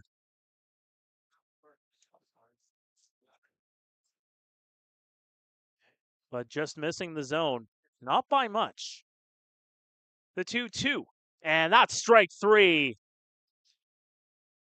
Must admit, a very similar pitch there, although you see Junior pull the glove in a little bit more on the grab, and he's able to get it in for strike 3, and there's one away here in the fourth. Hitter number 24, Grayson Barrett.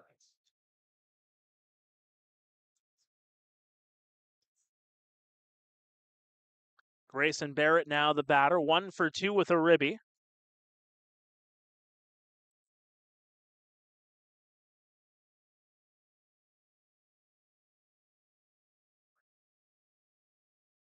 Hit that double to score a run. That's a wild pitch. That's going to score a run. Both runners advance, and it is another run on the board here for the Welland Jackfish to make it 9-1. As that one cleared everybody out of the way.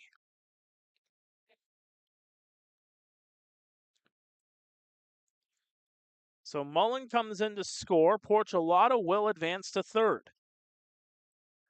And Barrett facing a 1-1. Got a piece of it. A good job there by Junior. Keeps it in front of him.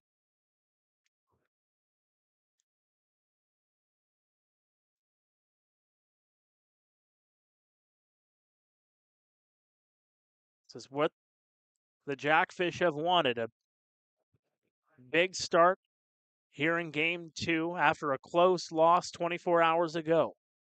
The 1-2 is going to be fouled back. A very close contested ball game in game 1. Here in game 2, the Jackfish able to take advantage of a number of soft singles into the outfield. That misses up high. And Teodoro Ortega continues to roll. Gets through 3 innings, struck out 3, has only given up 3 hits. The 2-2, and that one just misses outside.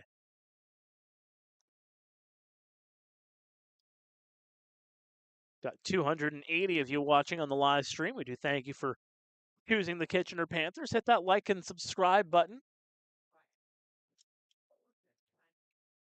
You'll be notified anytime we're on the air, including in game 4, as that's going to be ball 4 on Barrett. He'll take a base.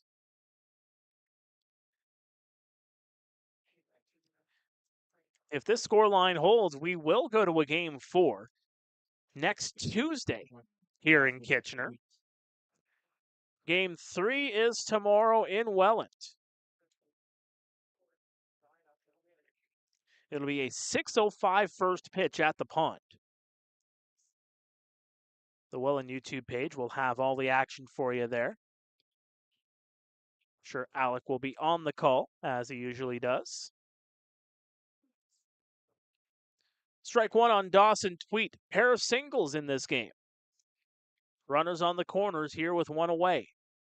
The delivery, swing and a miss. A big hack there by Tweet.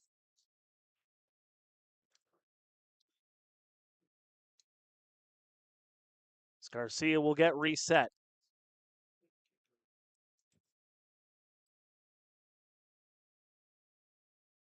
The delivery, chopper, that's going to go back and right toward the Panther dugout.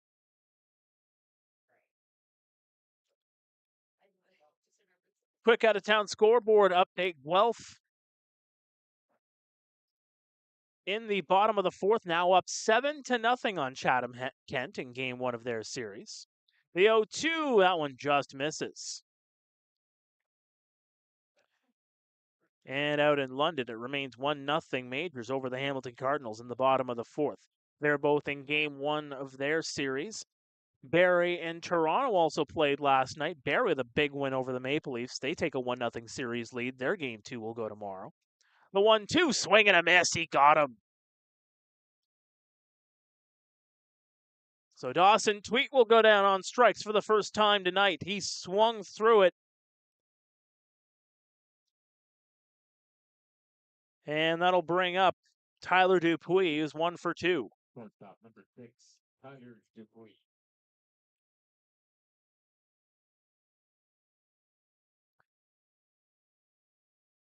And Dupuis,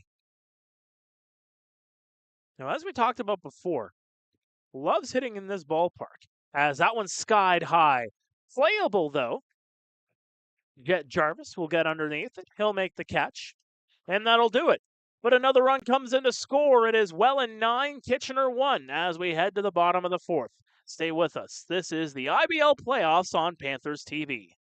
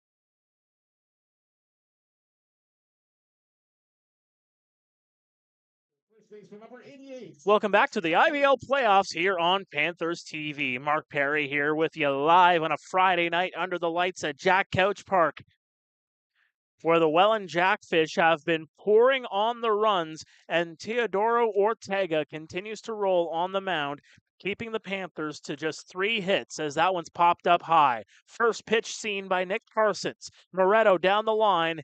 He'll make the catch, 1 away. 1 pitch, 1 gone. That was delivery number 49 on the evening for Ortega.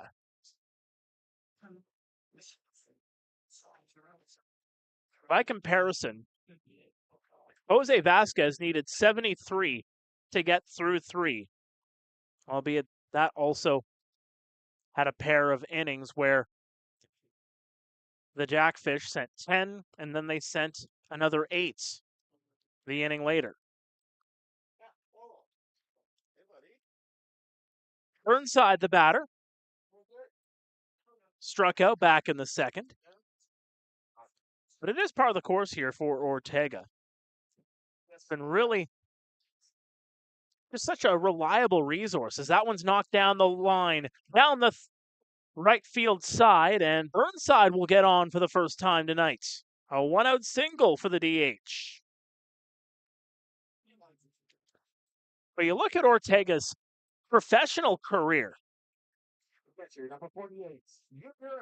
In 2018 in the Oakland Athletics minor league system, balanced between being a starter and a reliever. Did the same thing when he was traded over into the Texas organization for 2019, as that one's going to drop in for strike 1 on Junior Ibarra. Saw the same thing in 2019, 6 starts in 12 appearances, had a 2.89 ERA in Spokane in 2019 as a 19-year-old. That one skied high. Possibly playable. Mullen coming over. He'll make the catch.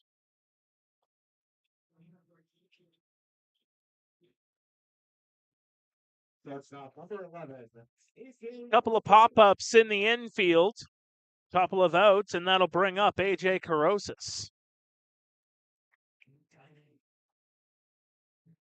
It was after the pandemic that Ortega really started to key in on this more of a reliever type of role.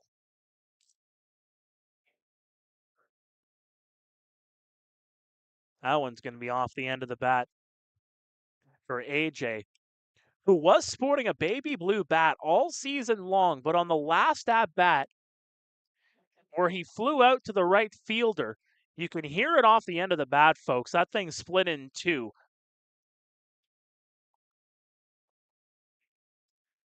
The 0-1 holds off, but it goes in for a strike. So a new bat and a new opportunity here for AJ, the shortstop.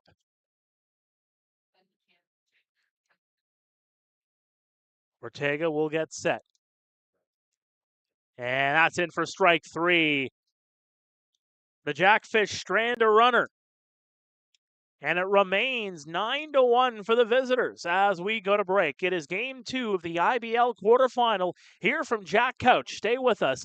This is the IBL playoffs on Panthers TV. Leonard Thompson, 13 years old, diabetes mellitus, 65 pounds.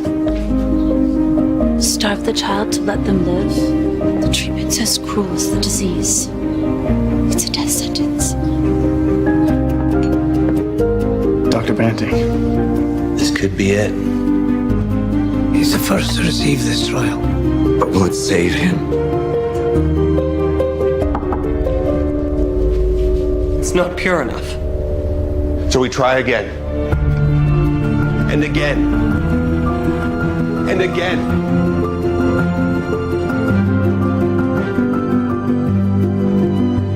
Before the discovery of insulin, diabetes was a death sentence. Banting, Best, Collop, and McLeod's breakthrough has saved millions of lives. Leonard Thompson's was the first.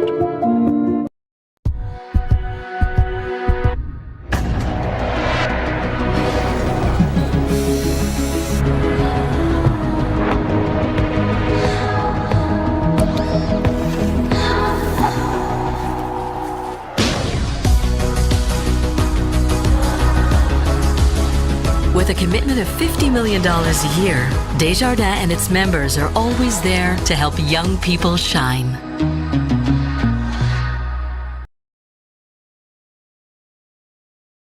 Welcome back to the IBL playoffs here on Panthers TV. Jake Ray will take the hill here for the Panthers, third pitcher into the ball game for the home side. Ray started in a game for the Panthers back on August 13th. That was his only appearance on the season, but as a junior player, automatically qualifies for the postseason. The call-up of the Waterloo Tigers Junior 22U program. And a little bit of a change of pace here, going to the lefty.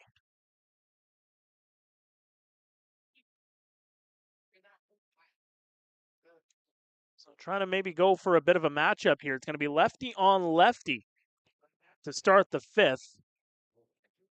Glad you can join us, no matter where you are,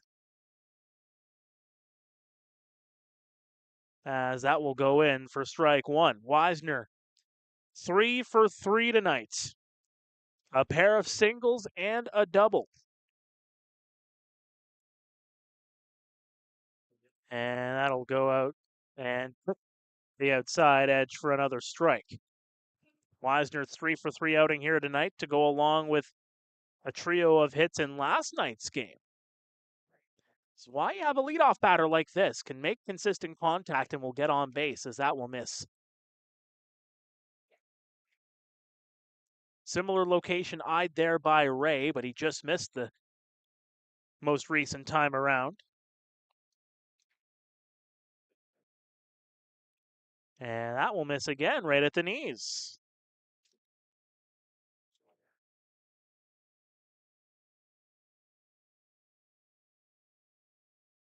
Wisner, quite the smarty pants, that's for sure. The 2-2. Lines that one into center field, and Eric Martin will come over to make the catch. One away here in the fifth. Center fielder number 11, Gio Morello. And that is big too, because that is the first time the Panthers have retired the leadoff hitter. Wisner with his single in the first, Mullen with his double in the second. Porcelado walked to start the third. And then Mullen hit a single to start off the fourth. And that's what you really need to do if you're the Jackfish, is get things started early, get some momentum early on in innings, and just pick up some runs. They've gotten 9 on the board here. And if you're the Panthers, you need more of these 1, 2, 3s that you were able to string together a little bit more 24 hours ago. The 1-1 inside. You'll likely see Pedro de los Santos tomorrow evening. I would imagine you might see Saldana for Welland. Perhaps even Brandon Markland. Not to see what the decision is by Brian Essery. 3 balls, 1 strike here on Gio Morello. A pair of singles and also reached on a fielder's choice earlier on tonight. The 3-1, and that's going to be ball 4. Gio gets on for the 4th time tonight. Left fielder number 13, Jake Sanford. And that'll bring up Jake Sanford.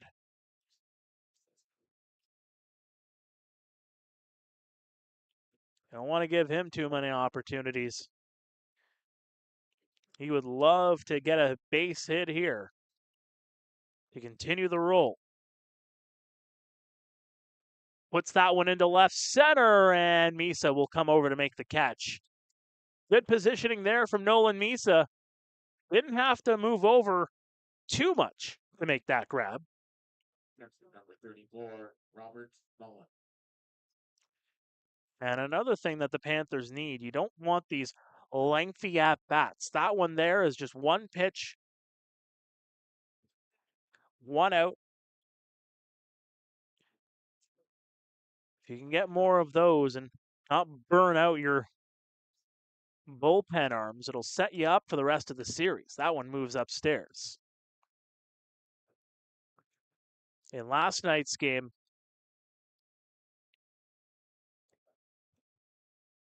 you had Yadi and Martinez go 6 1/3. That one misses downstairs. Yankiel Morris had to come into that game in relief and went the rest of the way, but those are two quality arms who probably won't be available until at least game 4, I would imagine. The 2-0, and that'll allow a runner to advance as Junior can't control it.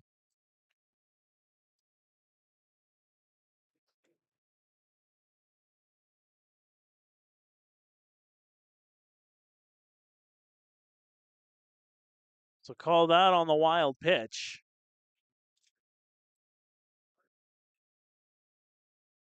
We're actually going to call it a pass ball, as that one's going to miss outside for ball 4. Mullen will take a base.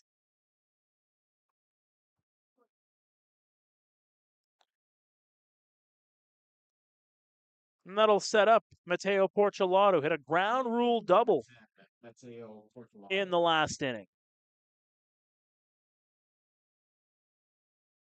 You're just joining us. The Panthers took a 1-0 lead on an RBI double from Raul Gonzalez, but it's been all Jackfish since. The delivery to Porcelato is in for strike 1. A quartet of runs in both the second and the third. They added another one in the fourth. Chased Jose Vasquez after he went through 3 innings, giving up 8 runs on 11 hits, struck out 4, walked 2, facing 21 batters in his outing.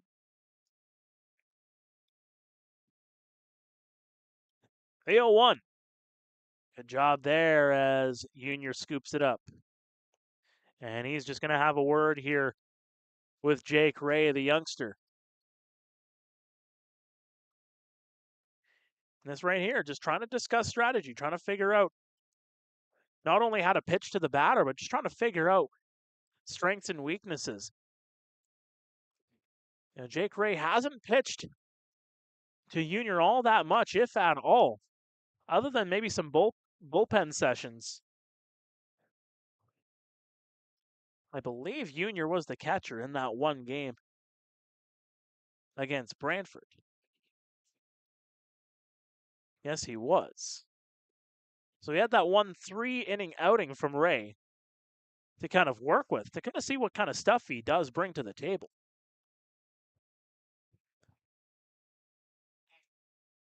The lefty deals the 2-1, and that one just misses outside. 3 balls, 1 strike here for Mateo. 1 for 2 with a walk.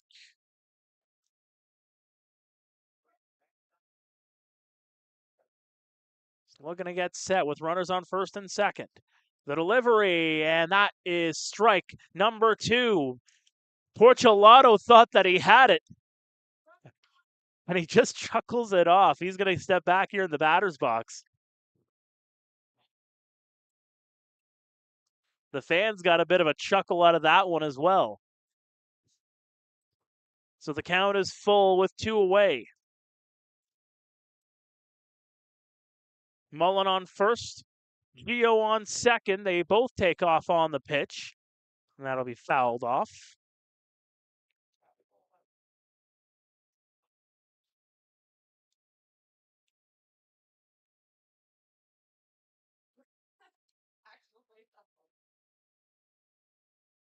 They'll try again here on the 3-2. The delivery, and that's in for strike 3. He got him. A strikeout from Jake Ray ends the threat. It remains 9-1 Welland as we head to the bottom of the 5th. This is the IBL playoffs on Panthers TV. And he can lift anything at all. He's that strong. Joe Schuster, will you stop it or you'll miss your train? Now help me find number 5. Strong, but by day he's a mild-mannered reporter. Glasses, a secret identity.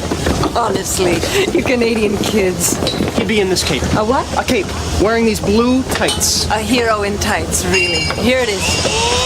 Listen, Lois, this guy is faster than anything, I swear. If you're not fast, you're gonna miss your train. That's it. A bullet. He's faster. No, he's faster than a speeding bullet. Come on, get on it. No one's gonna read a comic strip about a strong man in tights, Joe. It'll never fly. Fly, no. But he can leap over tall buildings. Oh, wow, yeah. See what your cousin Frank says in Toronto. Wait, Lois. I've got something for you. Take it. It's a gift. You never know. It might be worth something someday. Is he great or what? Bye-bye, Lois.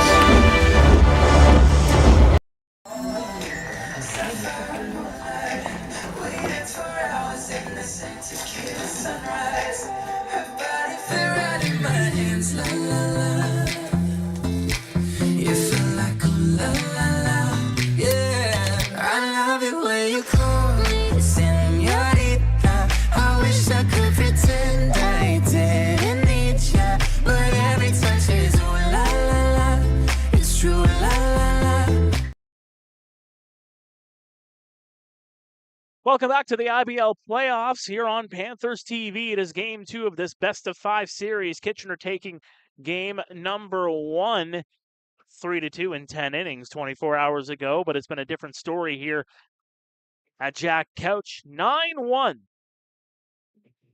The Welland Jackfish lead it here in the bottom of the 5th. What an outing here for Teodoro Ortega, the former pro. 57 pitches needed to get through 4. Has given up just the 4 hits. Pretty stout outing as there's strike 1 on Nolan Misa, just his second plate appearance. Ortega has struck out 4 here tonight. The 0-1, and that's going to go in for strike 2. Breaking toward the outside, but flipping just a piece of the plate, just enough. The delivery again, and that'll be strike 3. Bit of a delayed call there from Chaba, but that is 3 pitches, 3 strikes.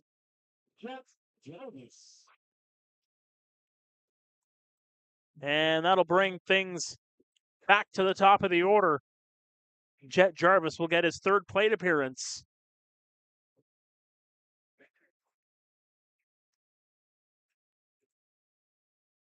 Is 0 for 1 with a walk. That misses inside for ball 1. Gervais in his 4th year in the IBL has really become a leader on this team. The 1-0. Skied high. Morello will get underneath it. Out in center field, he'll make the catch.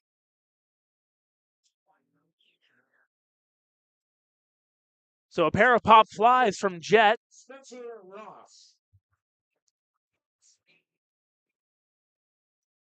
And that'll bring Spencer Ross to the plate. A single and a strikeout swinging here tonight. The delivery is just up for ball 1. Ross will go play for the Toronto Varsity Blues in the fall. That season just about to get underway in a couple of weeks. Although I do believe he would maybe double dip if the Panthers were to make it that far. It's the difference between playing OUA and playing NCAA. That one misses upstairs. So Lawrence University grad, a 3-sport athlete in high school, played basketball, did cross country, also played, of course, baseball. The 2-1 popped up high. Shallow center, and Gio Morello grabs it on the run. as he goes half the length of a football field to get to that one. A 1-2-3 inning. And Ortega continues to roll here at Jack Couch. We head to the 6th. It is Welland 9, Kitchener 1. This is the IBL playoffs on Panthers TV.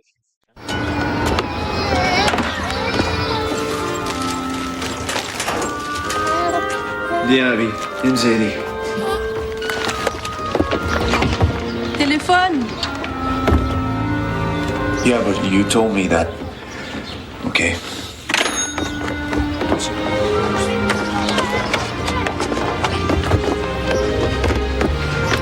I wanted the day off.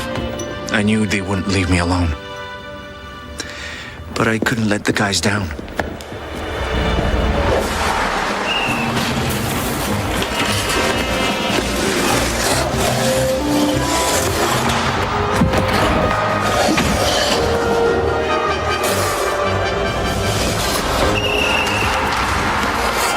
That night in 1944, Montreal beat Detroit 9-1. Maurice Rocket Richard scored 8 points, 5 goals, 3 assists. A legend was born.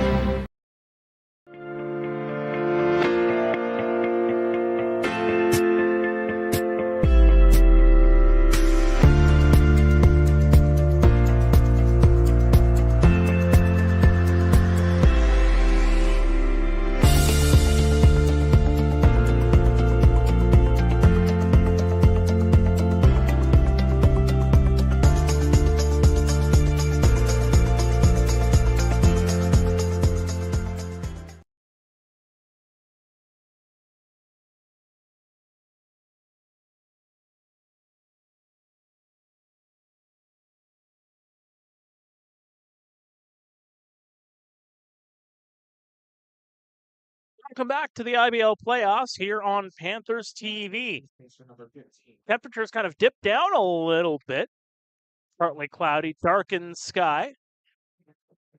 Sitting at around 19 degrees here in Kitchener. Welcome back to the cast. As Jake Ray will deliver the first pitch here in the 6th, well outside to Steve Moretto. Moretto has struck out twice. Also came around to score after hitting a single in the 2nd. That one just misses outside.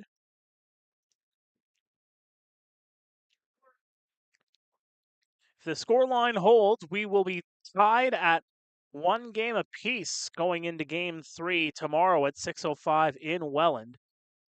That'll also prompt the need for a Game 4 here in Kitchener. That will be our next home game. Next Tuesday, August 27th, 7:30 first pitch. You'll be able to catch it here on Panthers TV, right on our YouTube feed. Get your tickets now, kitchenerpanthers.com/tickets. The 3-0 in for a strike.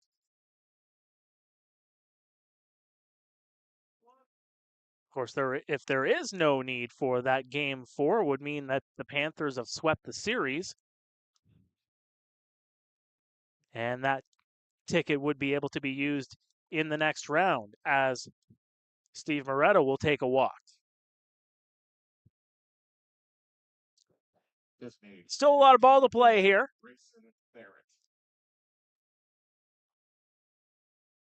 Moretto's walk will set it up for Grayson Barrett. And, once again, for the 5th time in 6 innings, the leadoff batter for the Jackfish has reached base.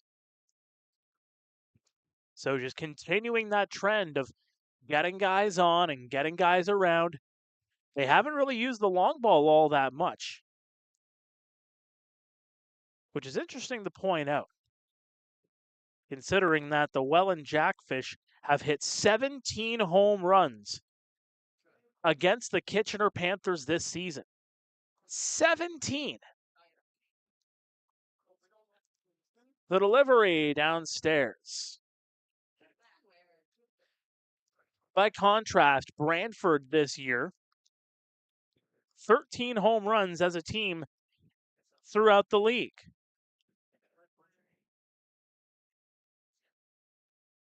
The 1-2 down into the dirt.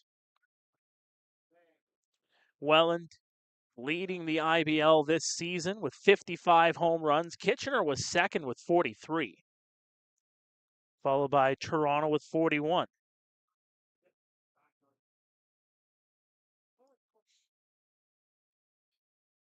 Ray checks the 2-2. Fouled back.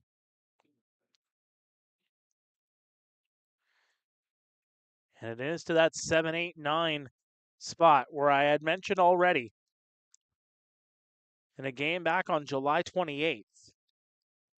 That one's off the end of the bat. Ray grabs it over to second, unable to make the play. There is Corrosis. It goes in and out of the glove. And everybody is safe. No doubt an error is going to be charged on that play. A good grab by Jake Ray on the mound. And that almost turned into a double play, if not for the miscue by the shortstop.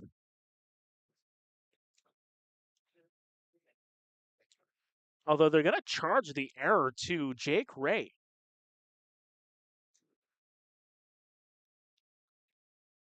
The delivery, swing and a miss for strike one on Dawson Tweets. So no matter how you score it, you have runners on first and second with nobody away. And the 7-8-9 looking to do their time as that one's going to go off of the knee of Tweet. And he's going to reach base to juice up the bases here for Tyler Dupuis.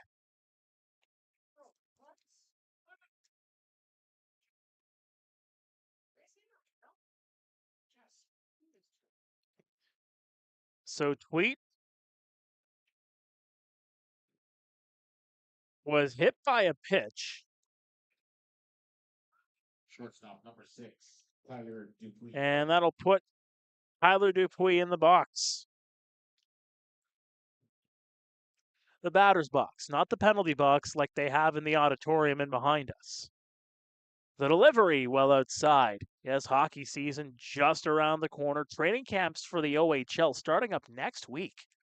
Already the ice is down in the auditorium behind us. The Kitchener Rangers.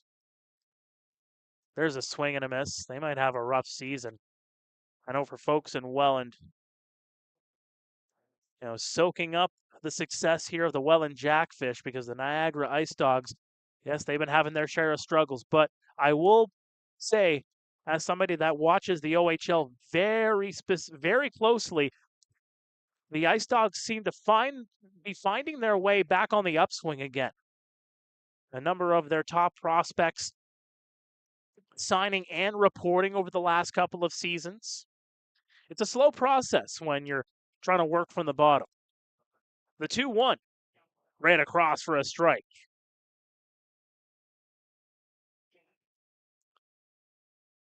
So I'll spend a little bit of time in Niagara when I call Sudbury Wolves road games at the Meridian Center. So if you do catch a glimpse of me when the Wolves are in town, don't be afraid to say hi, as that one's knocked into foul territory.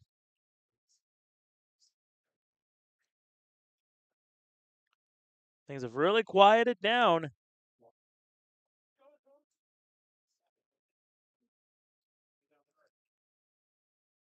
And Jake Ray, if anything, here's the 2-2, right across for strike three.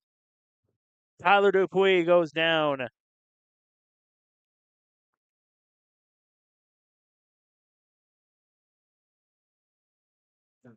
No, there is a strategy to this. Because there is a game tomorrow evening, with the scoreline the way it is, and Jacob Ray is not pitching badly at all.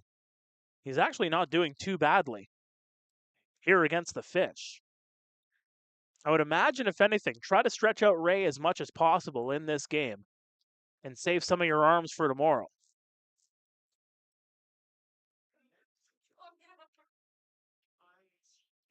So Moretto on third, Barrett on second, Tweet on first.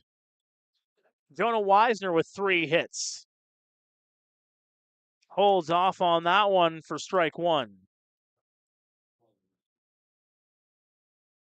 It's the difference between the regular season and the playoffs. Here it's a battle to stay alive. And a lot of chess pieces needing to move them in different ways and really trying to utilize the roster that you have. A little bit shorter than what you had to work with in the regular season because you did need to qualify as many of your hitters and your pitchers as possible. The 2-1, and that one's going to miss outside. You also have to worry about school commitments at this time of year. Although I do believe between these two teams, both of them haven't really lost really any at all due to schooling. That's going to be grabbed, and the runner is going to be safe over at second. One's going to come in to score, and the Jackfish have reached double digits. A liner to second base by Jonah Weisner. Unable to make the play over at second was Corrosis. It's going to be a single, and Weisner is 4 for 5. An unbelievable series continues for the third baseman.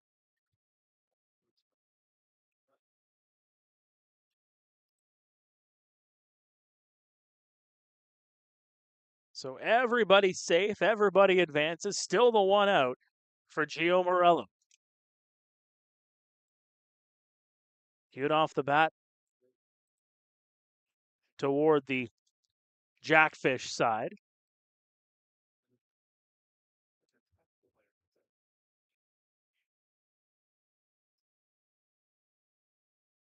The 0-1.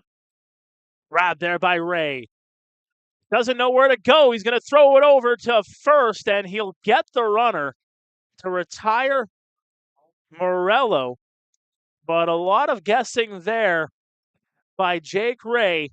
Didn't know if he had a play at home. It looked like he was if he threw it over to Junior. But that is a miscue by the youngster.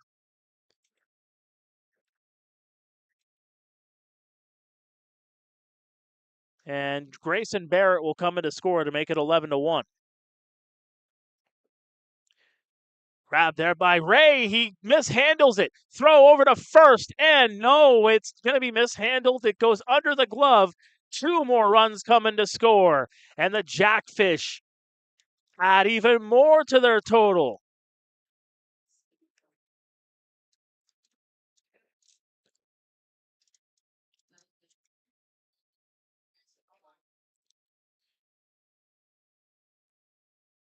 It is 13-1. Number 34, Robert Mullen. And the lights have just gone out.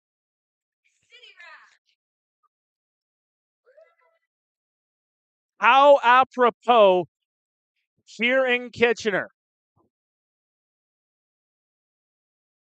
13 runs on the board for the Welland Jackfish, and the lights that were lighting up the ballpark have just gone out. We're going to take a break. We're going to try and fix up this electrical snafu. Stay with us. This is the IBL postseason on Panthers TV.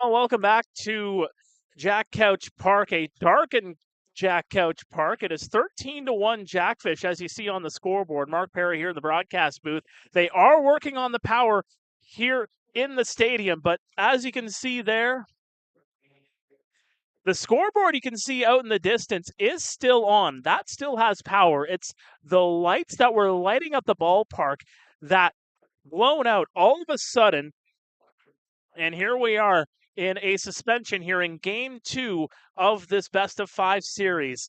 In all my years of doing this is the first time I've seen this one. This reminds me of the Super Bowl a bunch of years ago. I don't know if any of you guys remember.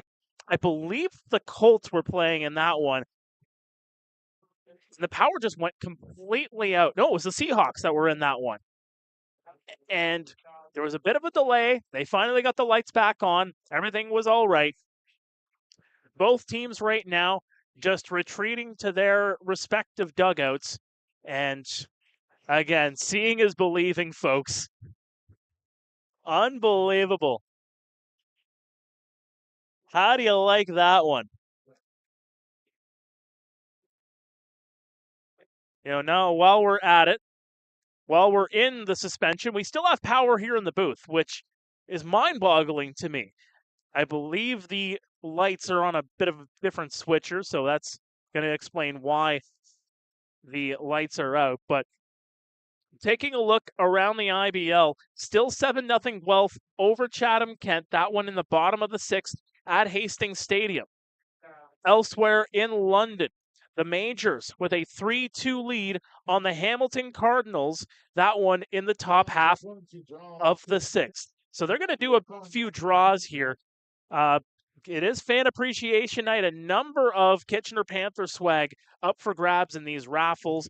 They raffled off first pitch. There was water bottles handed out to the first people coming into the ballpark here tonight. A number of Jackfish fans making the trip to the Waterloo region. So you guys travel well. I got to commend it to you guys. That's for sure. Game 3 is going to be exciting tomorrow evening, 6:05 at the Pond. Game 3 of this series. Still got a little bit to work with here in Kitchener, but as you can see here, we got a bit of darkness to work with.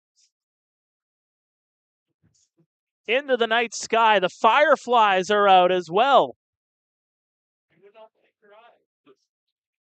We're going to take a break. We'll come back in just a few moments. Stay with us. This is the IBL Playoffs, the Blackout Edition on Panthers TV. Hey, Mr. Ricky. Boys, I want you to meet someone. Outstanding athlete, the former 2nd Lieutenant in the United States Army, and your new second baseman, Jackie Robinson. Hi, gentlemen.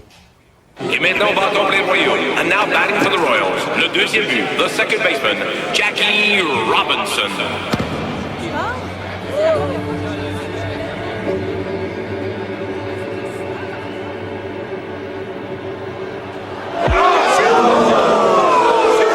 Quatrième manche, 4th inning.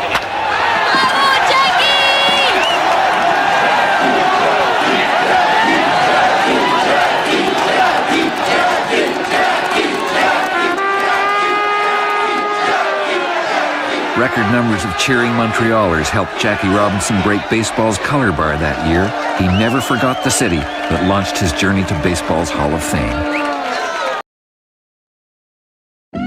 Our grandfather started this business in 1925, an immigrant who came to Canada with nothing, building up his first store. My father took over the business in 1970.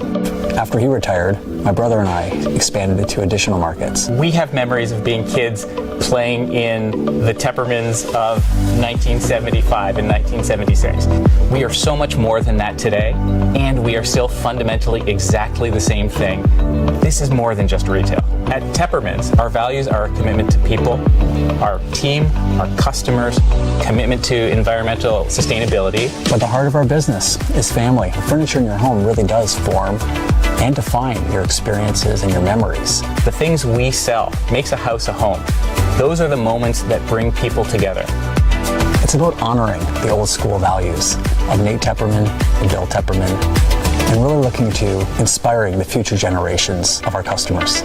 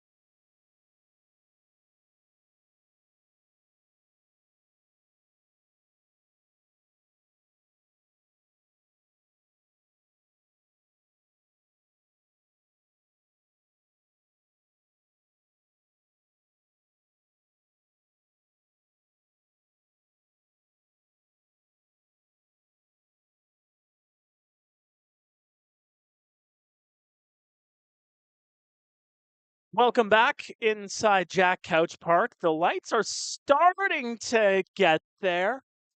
Come on. We're getting there. Anyway, thank you, Tyler Watson. Yes, indeed, it was the 49ers and the Ravens. That was that Harbaugh Bowl. John defeating his older brother in that one. Here so far, it is Welland 13, Kitchener 1, and the lights. Oof, I don't know if you can see it, folks. I was going to start a question and answer period here, but you can start to see the lights out there right now. Starting to get some charge. You can start to see some players on the field. And you can see even as well, I believe throughout that time, as the fans starting to get loud for the lights to come back on here in this delay.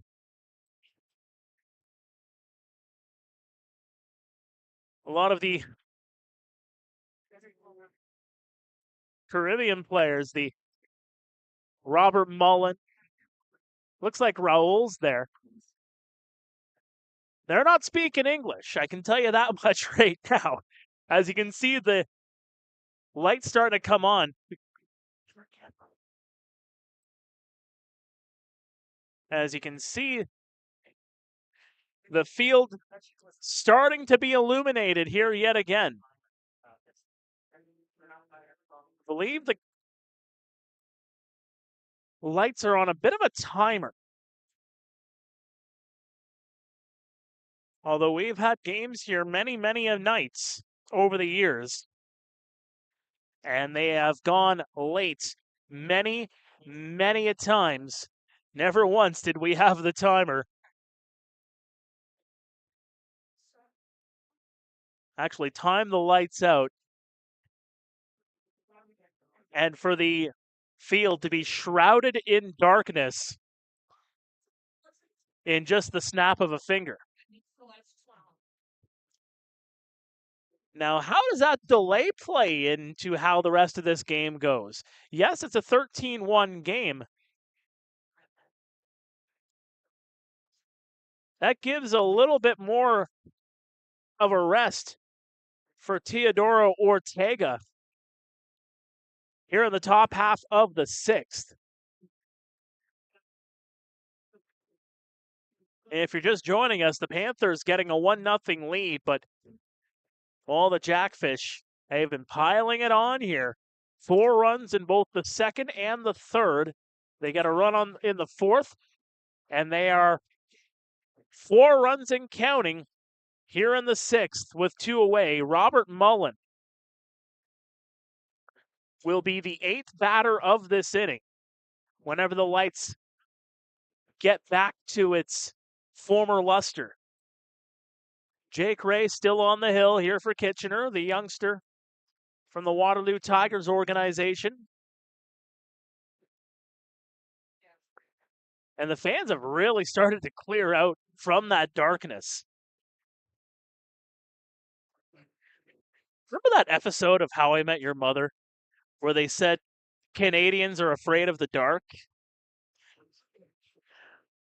We might have just experienced that here in Kitchener.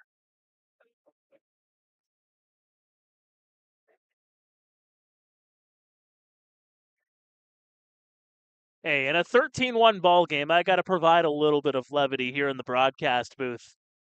It has been a long one, especially for Kitchener fans, but it has been a goodie here for the Jackfish.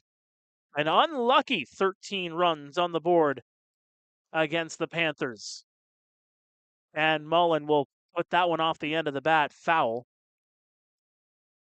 And we are back underway. Call that, maybe about 15 minutes, if that, for the delay. Chopper, grabbed there by Ross, fielded over to second. They'll get the lead runner, and that will do it. So after a blackout delay, and 4 runs on the board. We're going to head to another break. The Panthers are up in the bottom of the 6th, but they're down by a dozen. Stay with us. This is Game 2 of the IBL quarterfinal. This is Panthers TV.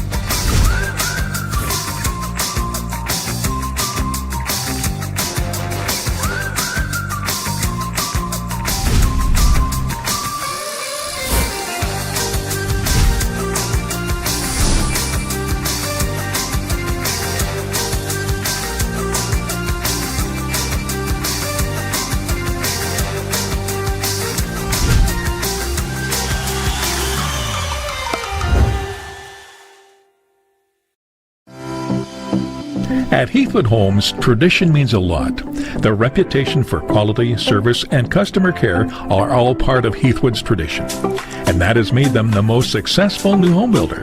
Thousands of people are now proud to be living in a Heathwood home in one of their many outstanding communities. And you can too. Visit heathwood.com to learn more about their fabulous communities. With Heathwood, you'll be home at last.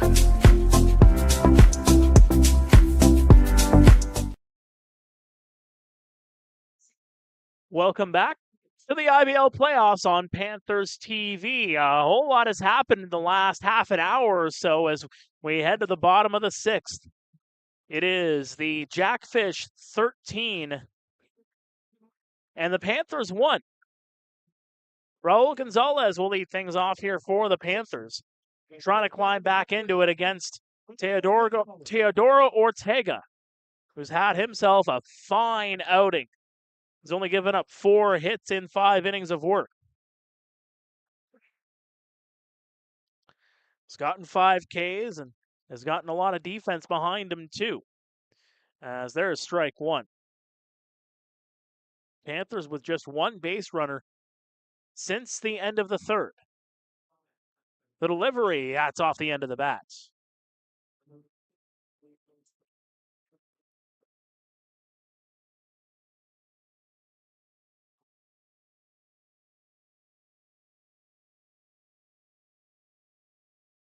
So here comes the 0-2. That one's going to be lined into right field. A base hit for Raul. As he is 3 for 3. Center fielder number 67, Eric Martin. He's been the guy that you just simply can't pitch to him. I know there were some pundits last night wondering why you pitched to Raul in the 10th. Well, the Jackfish did, and it worked against them in that 3-2 Panther win. But they're in the driver's seat here as Martin's going to pop that up. Shallow left field, and coming over to make the catch is Jake Sanford.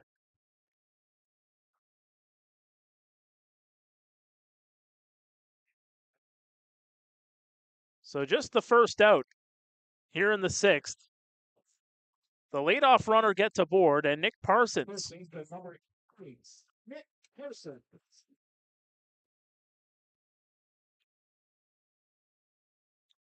See here. Apologies, folks. We're having a bit of a miscue with our graphics here tonight. And delivery goes in for strike 1.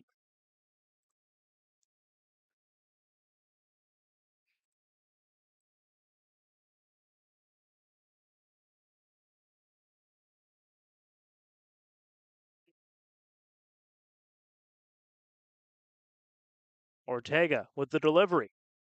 The 0-1 is going to be popped up and out of play.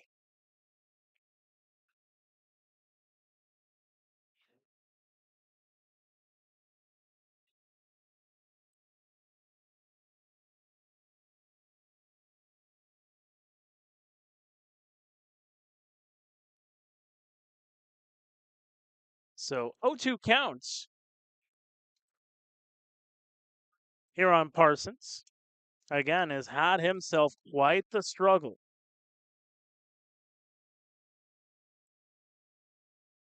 Just hitting 115 in the month of August. Looking to get something going here.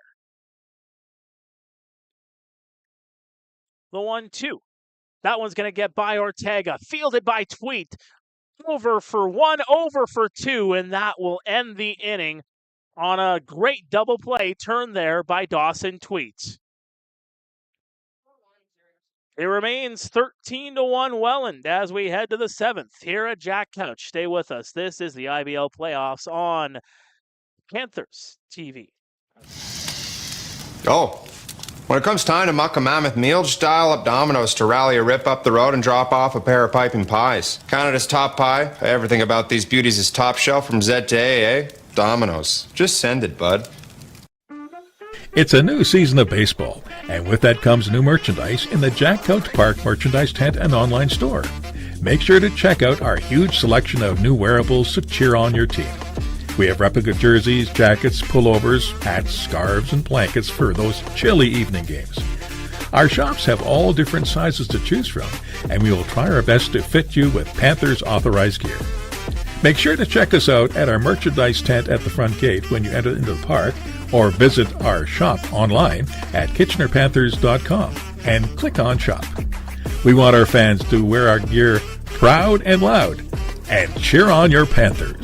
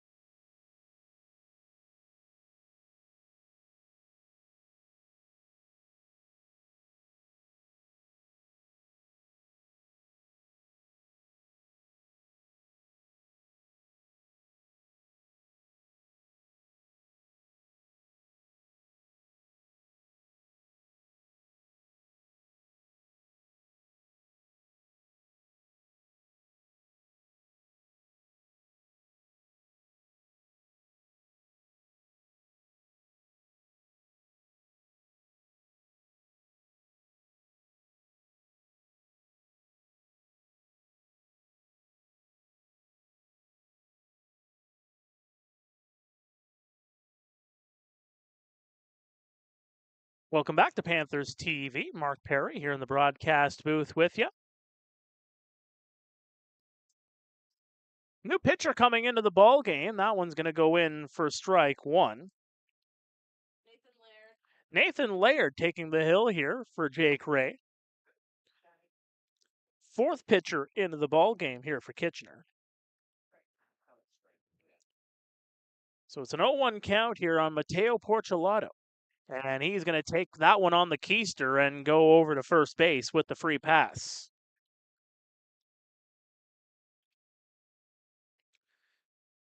And if you're just joining us, 13-1 is the score. It's been an eventful 13-1 game. Jackfish fans celebrating 4 runs in 3 innings. Jose Vasquez getting the start. He was chased after going 3 innings. That one goes in for strike one on Steve Moretto. Had the lights go out here in Kitchener. For those that stuck around through the power outage. And that one misses outside. 1 ball, 1 strike here on Moretto. It's 1 for 3 with a walk. Singled and scored back in the second.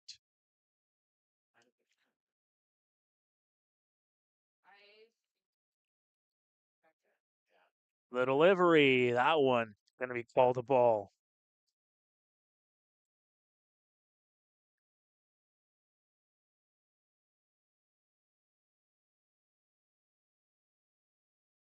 Again, game 3 tomorrow night in Welland, 6:05 first pitch. Infield, it's going to go to the outfield, and it's going to be grabbed there by Spencer Ross, and that'll retire Moretto.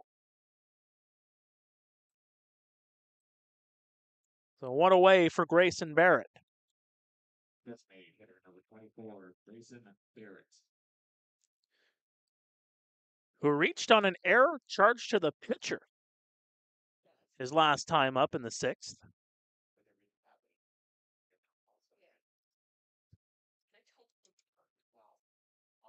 Delivery, swing and a miss for strike 1.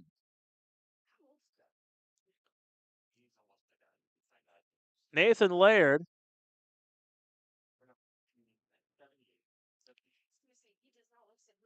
with a 10.96 ERA coming into tonight. Holds off on the swing, but it paints the outside for a strike there. Strike 2 on Barrett. Also hit a double in this ball game. Laird, 13 appearances during the regular season. The delivery is going to be fouled back. Got through 10 2/3 in those 13 appearances. Had a 1-2 record to boot.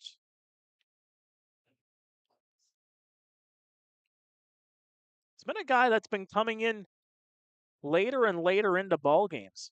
At times, he was the guy that was first out of the pen. The 0-2 inside. We're really starting to use him more as a 7th inning option, an 8th inning option. You'll still see him at times maybe come in for an inning or two in the 5th or the 6th if the starter is chased early. But it seems like that's Danny Garcia's territory at this stage now. It's really taken that role, as that one's going to be cued into right field and a base hit for Grayson Barrett. So with one away, there's runners on first and second here for Dawson Tweets. Second baseman number 20, Dawson. Now, I kept alluding to it, but I kept getting interrupted by plays that are on the field. But let's go back to that game on July 28th. It was a 10-6 win for Welland. And the one thing we really keyed in on there was the contributions from the bottom of the order. In that game, 3 home runs, 2 from Dawson Tweet, 1 from Brandon Hoope. And they came across to score 6 of those 10 runs. That's from the bottom of the order. Here tonight, 13 runs have come across the score. 6 of them from the bottom of the order, as that one's going to be lined into right field. Another 7, 8, 9 contribution as another run comes in to score to make it 14-1. A base hit for Dawson Tweet. He's got 3 of them to his credit here tonight. And the line keeps moving here for the Welland Jackfish. As that'll bring up Tyler Dupuis with a runner on first and second. Dupuis, 1 for 4. Singled and scored back in the second. The 1-0 is going to go across for strike 1.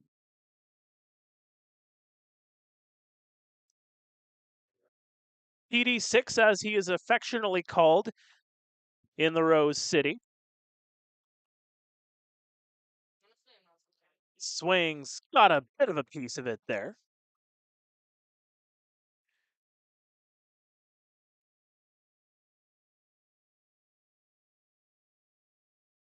No balls, 2 strikes here on Dupuis.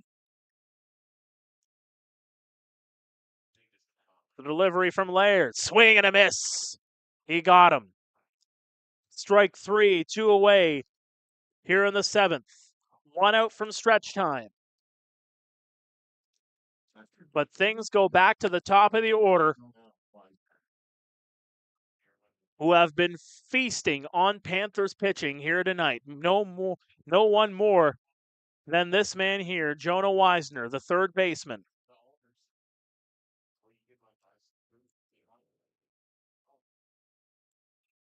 Wisner hitting .778 in the playoffs going into this at-bat. Misses for strike one there. Has 4 hits here tonight. 3 singles and a double.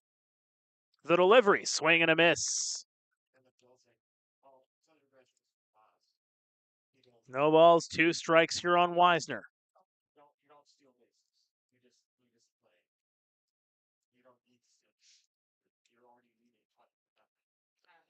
13-run difference. Swing and a miss. Strike 3. It is stretch time here at Couch. The Welland Jackfish 14, the Kitchener Panthers 1. This is Game 2 of the IBL quarterfinal series. This is Panthers TV. We'll be back. It's a new season of baseball, and with that comes new merchandise in the Jack Couch Park merchandise tent and online store. Make sure to check out our huge selection of new wearables to cheer on your team.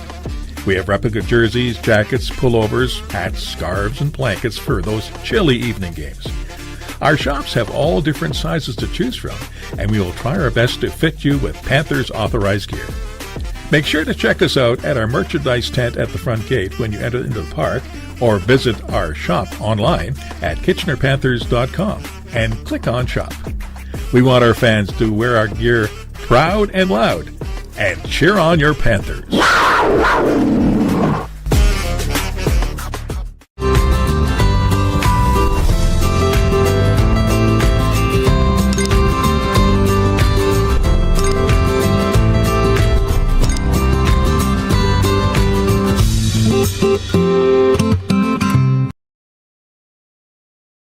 Every day, Canadians come to YouTube to entertain and be entertained, to find the inspiration to create amazing things, even turn adversity into opportunity. And while some look to grow their business, some just want to help us learn a thing or two. Every day, Canadians count on YouTube to build their future, learn new skills, and inspire others.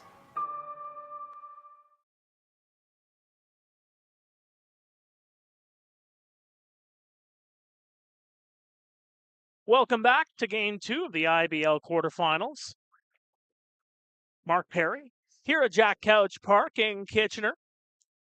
Teodoro Ortega getting in to his 7th inning of work. Just 74 pitches. Only needed 8 pitches to get out of the 6th. Before that, just 9 pitches to get out of the 5th. So he's been really working in single digits the last couple of innings. Folks, Ortega might go the full game the way he's been delivering tonight. Hasn't really been taking anything off. And that's going to hit the roof here in the broadcast booth. Second one to hit the roof here tonight, 3rd of the season for those keeping tally. Chopper in the infield. Tweet will come over to first in time. One away here for Junior Ibarra. And as I talked about before, Now batting number 48, catcher Junior Ibarra.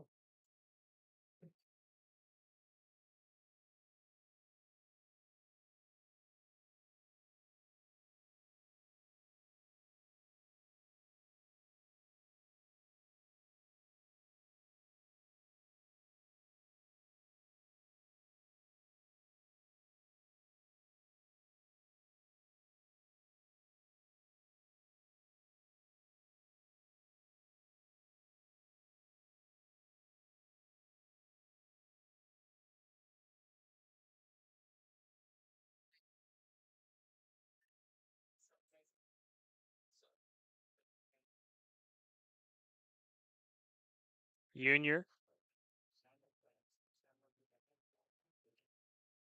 Still in there, facing a 1-2 count. And this is where it goes back to the contributions of the bottom of the order. The 1-2 swing and a miss for strike 3. So Junior goes down on K swinging. Let's go to the out-of-town scoreboard, shall we? The other two games into the bottom of the 7th as well. The Guelph Royals have blown it open. An 11-0 lead over Chatham-Kent in that one, as they've been having themselves quite the game. Have the Royals. Garrett Takamatsu, a former IBL MVP, 2 for 4 in the game. Ashton Patterson having himself a decent night. There's a swing and a miss by AJ Carosis.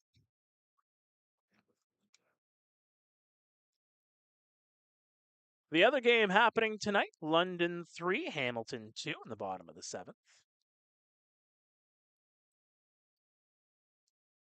The delivery well outside. 2-1 counts. Carosis 0 for 2 tonight.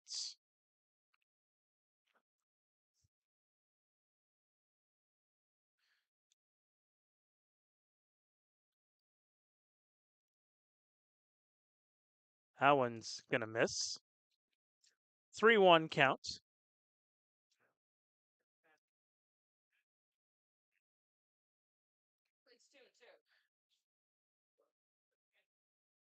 It's a 2-2 count. Apologies. Cued off the end of the bat. Rolled over to first. And Moretto will touch the bag. Another 3 up, 3 down inning.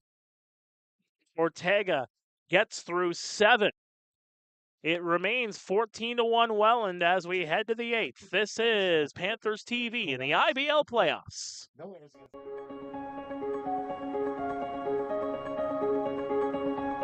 What can you do with a rendezvous? When your business needs a meeting space on demand, SwiftSpace has the solution. Introducing the Rendezvous Meeting Booth, a comfy booth for 6 that assembles in an instant. Fold it, store it, or move it to another room. The Rendezvous assembles in 2 minutes with no tools. The Rendezvous Meeting Booth by SwiftSpace, designed with the future in mind.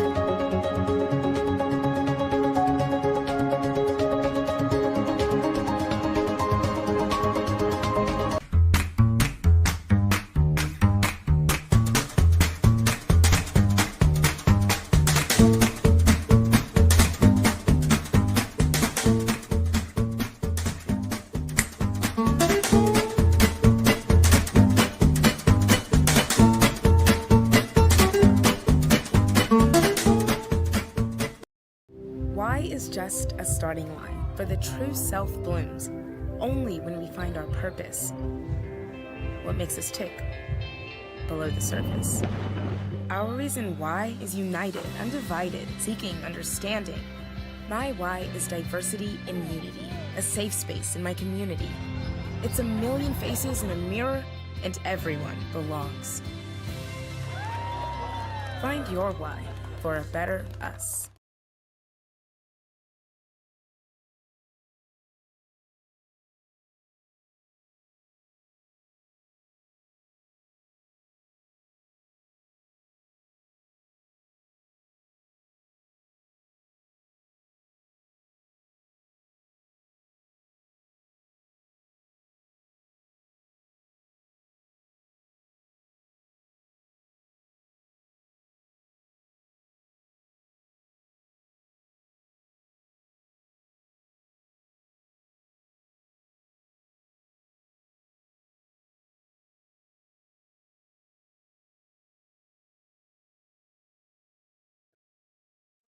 Welcome back to the IBL playoffs here on Panthers TV. A new pitcher coming into the ball game, and it is the designated hitter, Ryan Burnside, coming in to pitch the 8th for the Kitchener Panthers, which makes absolute sense because You're trying to save your arms for Game 3 tomorrow in Welland. You don't want to burn your entire pen.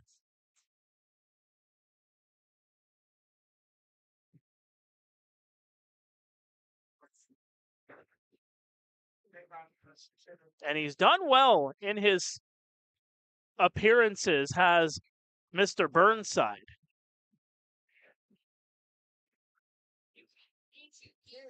That's why you bring in a guy like that. A guy that can really do everything. He can catch, he can work the infield, he can work the outfields, he can hit, and he can pitch too. Got the start and got the victory in Hamilton last Tuesday. Went 5 innings in that one, gave up 6 hits. It was shutout baseball for him. Faced 22 batters, didn't get a strikeout, but didn't need the Ks.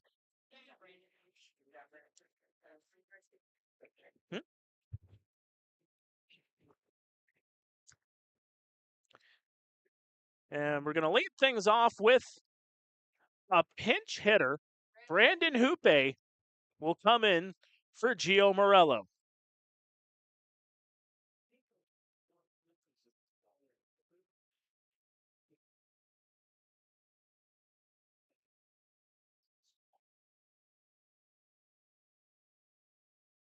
So Brandon Hoope. Pinch hitter number 21, Brandon Hoope. Will take that spot in the 2-hole for the Jackfish. Hoope hitting .243 on the season, and he'll take on Ryan Burnside. Burnside, first pitch well in for ball 1.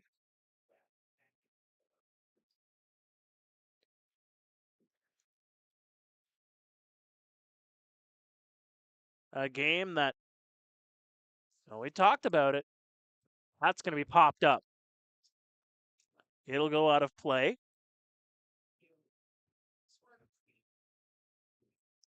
The Panthers had that 1-0 lead after the first. And as discussed in that second and third, those were big critical innings that worked against the Panthers. The Jackfish turned on a lot of baseballs, a lot of soft contact. That one's popped up. Shallow left, right near the foul line, and Carosis will come over to make the catch.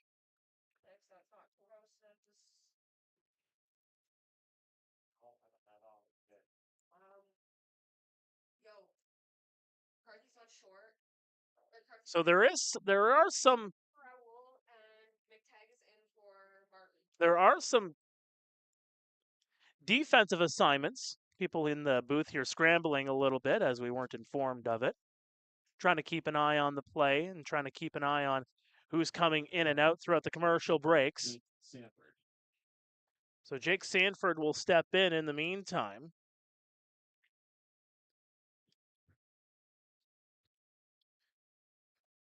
So Jordan Carthy will come into the game. That's a chopper. Speaking of, Carthy will field it over to Parsons. 1 away, or 2 away. So Carthy's on second base.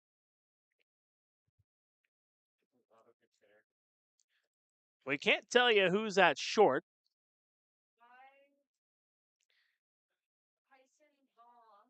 So Tyson Gaum, meantime, will come in for Robert Mullen. Tyson comes in for Jay Stanford. Oh, no, wait, sorry. For Robert Mullen, you're right. Never mind.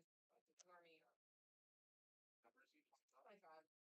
Pinch hitter number 25, Tyson Gaum. So everybody trying to get everybody into this ball game.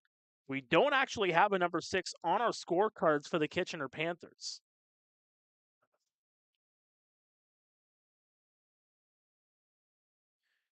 As that's going to be ball number 1.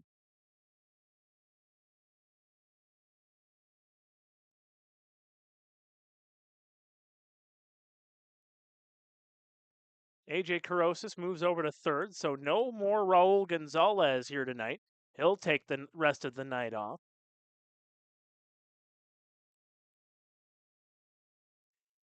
It seems like this is just going to be one of those games right here for the Kitchener Panthers where you look at it and say, well, there's another one that goes into center field. And Tyson Gaum will get on board. One of those games that you weren't able to keep the Jackfish in check early on. And it came to burn them. And another pinch hitter will come in, Ethan Hunt.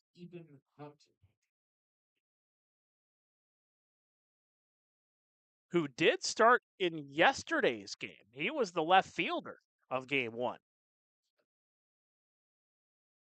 So if you're going to bring everybody in from Welland, you might as well use them at this stage of the game. Get some hacks in. And particularly for Ethan Hunt.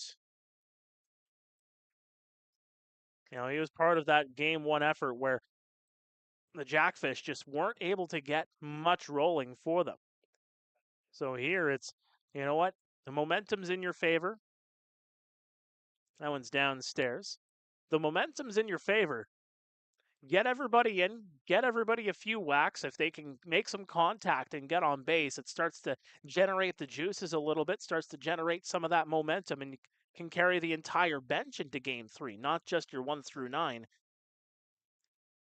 It has been a picture-perfect game here for the Welland Jackfish. A whole lot of runs and a whole lot of great pitching from Teodoro Ortega as that one's lined deep into center field, all the way back, and that's going to go over the head of the center fielder. Circling around to second, and Ethan Hunt has a 2-out double.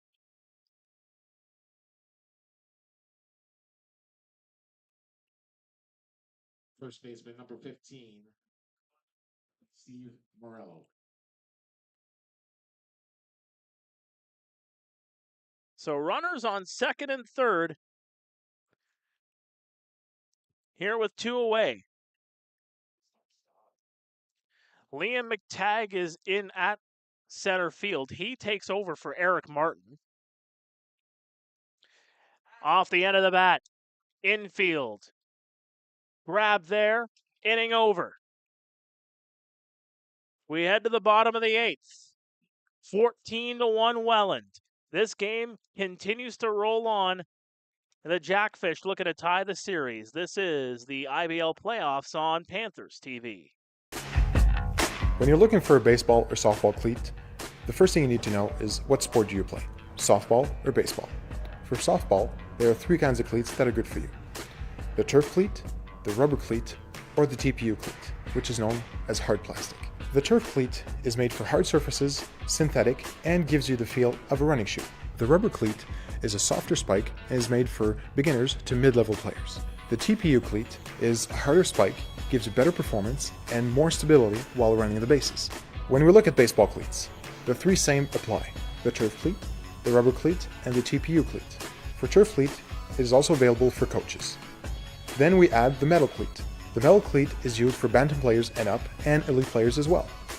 Please verify with your local association and rulebook that the metal cleat is good for you. If you need more tips on baseball cleats or softball cleats, please come and see us at Source for Sports, because at Source for Sports, we know our stuff.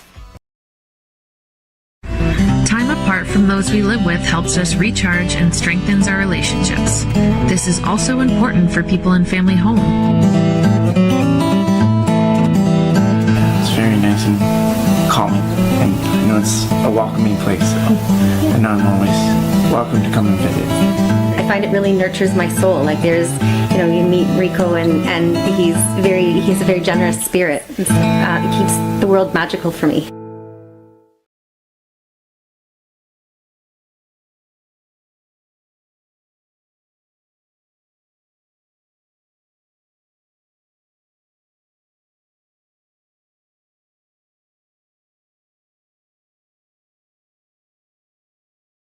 Welcome back to Panthers TV. Game 2 of the IBL quarterfinal.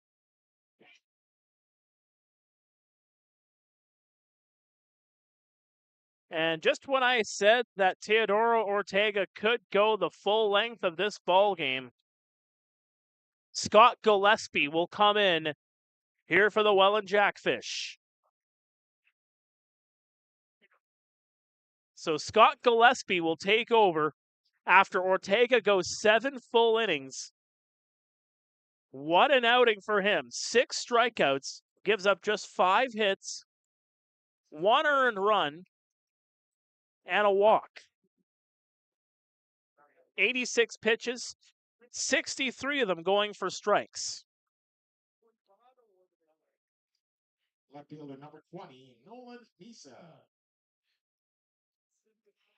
So Nolan Misa will lead things off here for the Panthers. The left fielder off the end of the bat, fouled back. 0 for 2 here tonight. Retired on the 3 unassisted putout in the 3rd, struck out in the 5th. That one's well wide.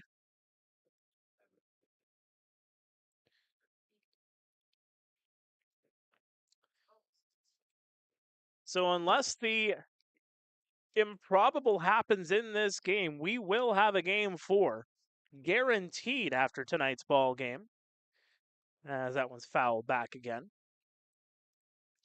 Game 4 will be here at Jack Couch Park. KitchenerPanthers.com/tickets is where you can get your hands to pack the Jack this postseason.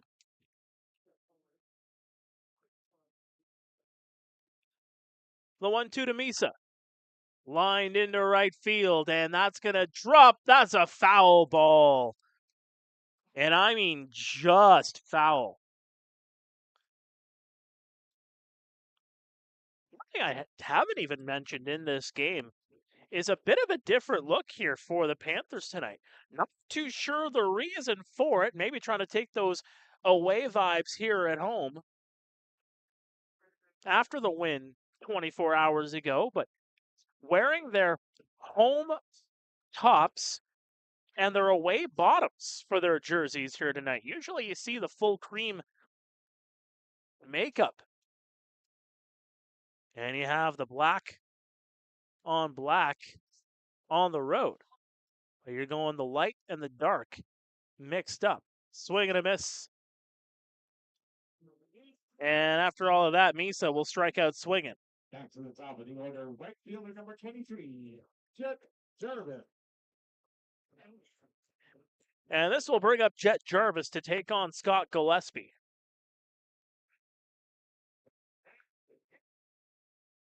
Gillespie appeared in 18 games during the regular season, a .595 ERA. The delivery well inside. That's a wild pitch.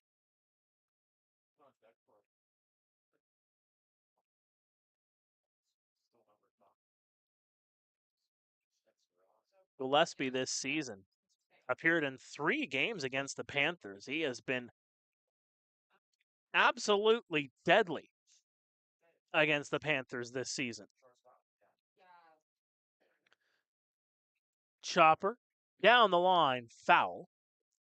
Gillespie in those 3 relief appearances made it through 3 1/3 against the Panthers and has only given up the 1 hit. Has struck out 4, has walked 2, faced 13 batters in those 3 outings. It's been a season series to forget, let's just put it that way.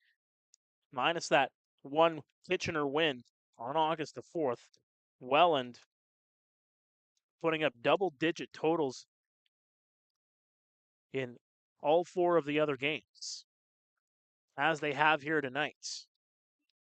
11-5 on June 8th in Welland, 17-3 here in Kitchener on June 24th. July 28th, as mentioned before, was that 10-6 final, and then 11-4 in Welland on August the 8th.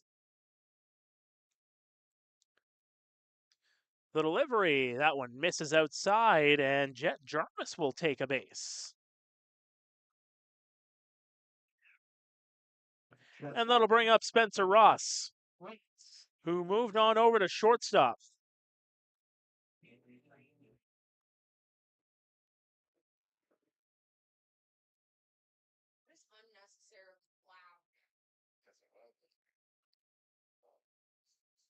So with Carthy coming into the game, Carosis moving over as well, McTagg moves in.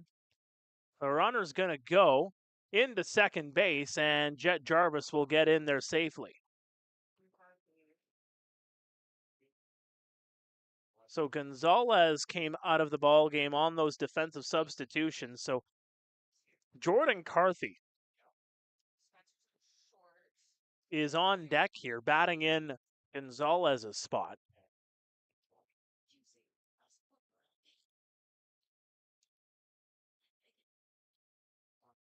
Gillespie checks over to second, inside, and that one misses.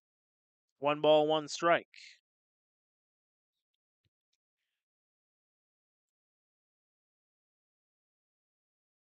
Just trying to update my scorecard here.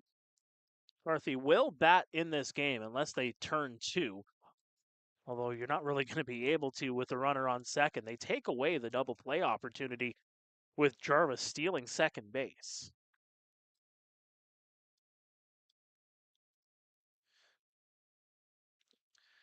Started this game about 3 hours ago. We've had a lot of runs, some great pitching. We had a power outage here for about 15 minutes. Chopper in the infield. Wisner over to first in time. They will get Ross on the 5-3. So 2 away for Carthy. As things have gotten really quiet here at Jack Couch.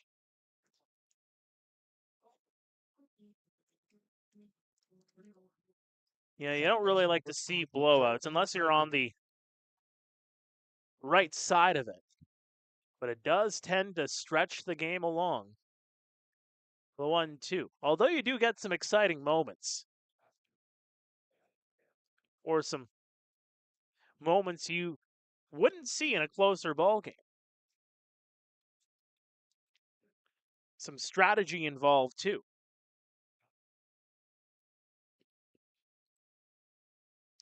The delivery popped up. A mile high it goes. Everybody looking for it. And the grab is made. And that will retire the side. As we will head to the 9th.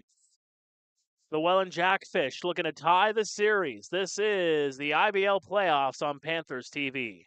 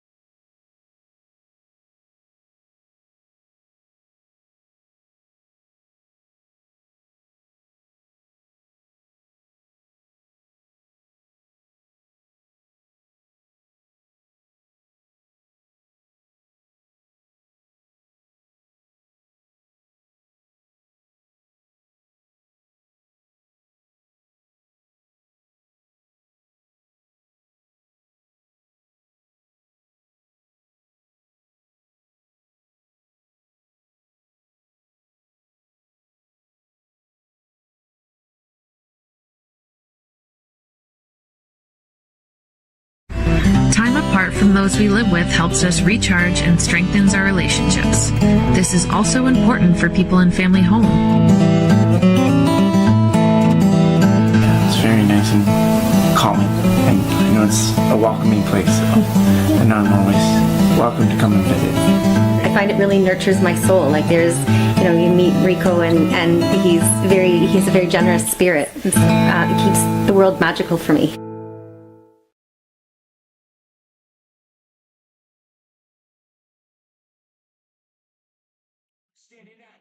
Welcome back to Panthers TV. 14-1 Welland as we move on into the ninth. Welland Jackfish, designated hitter number 24.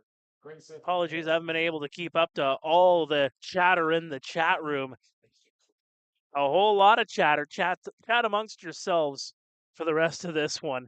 I'm trying to keep up with what's going on here in the field. A whole lot of substitutions to keep up with as that one's popped way high by Grayson Barrett. We could tell you here in the IBL that the final say is one person here when it comes to scoring, although, again, everything's reviewed, so don't fret if you don't see it in real time. There's a swing and a miss.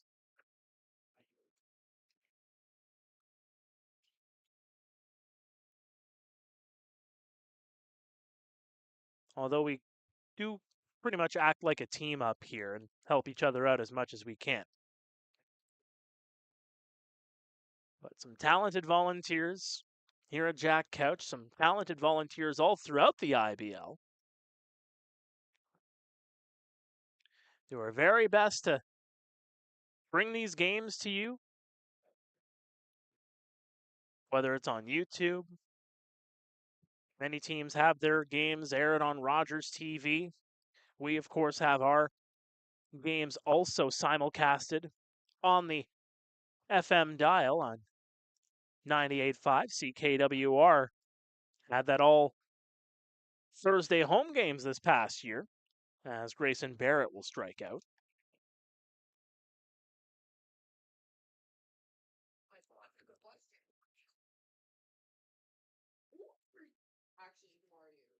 So we're going to have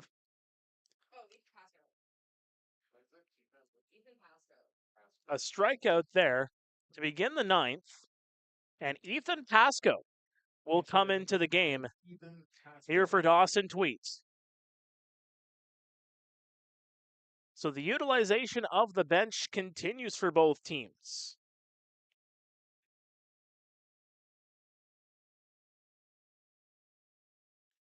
Again, just trying to make sure everybody gets in some hacks and trying to get everybody in on the action. Outside, but painting the edge. Strike one. Burnside remaining in the game here for Kitchener.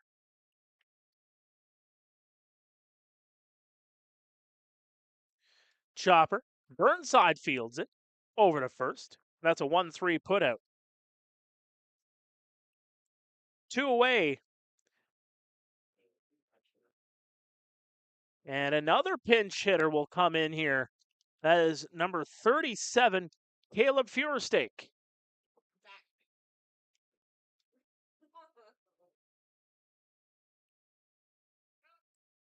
Or Feuerstake.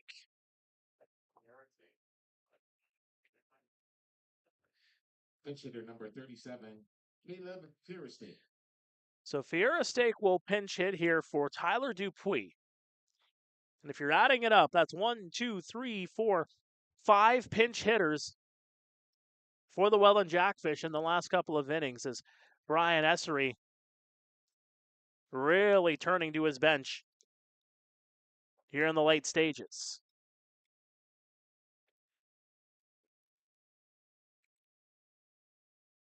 The 1-0, missing outside.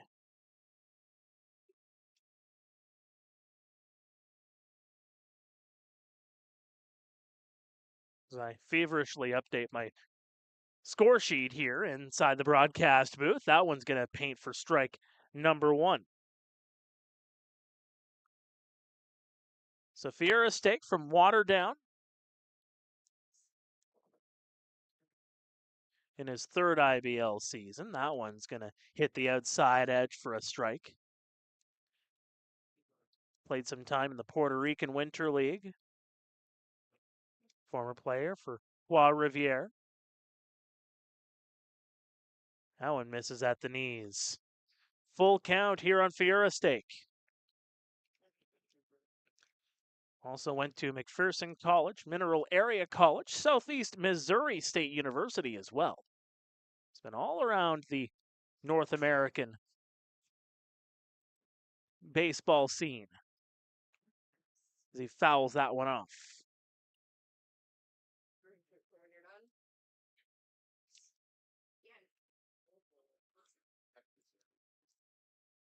The delivery on the 3-2, missing outside, and Fierestake will take a base here with 2 away.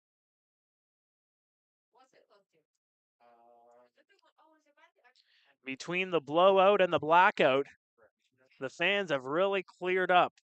There's still a few Jackfish fans here trying to beat the traffic down the QEW.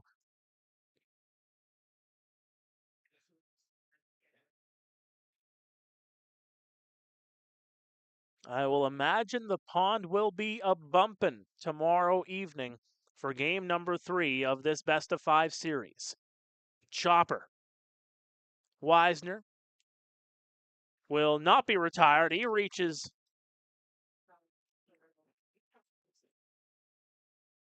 and with 2 away, there's runners on first and second.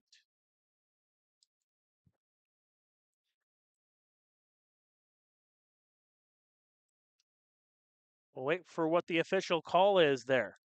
Going to call it a single to first base. Or a single for Wisner. That is 4 singles for Wisner here tonight.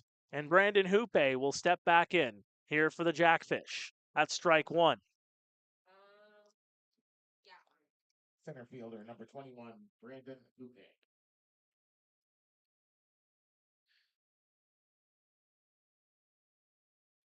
The delivery, and that one misses.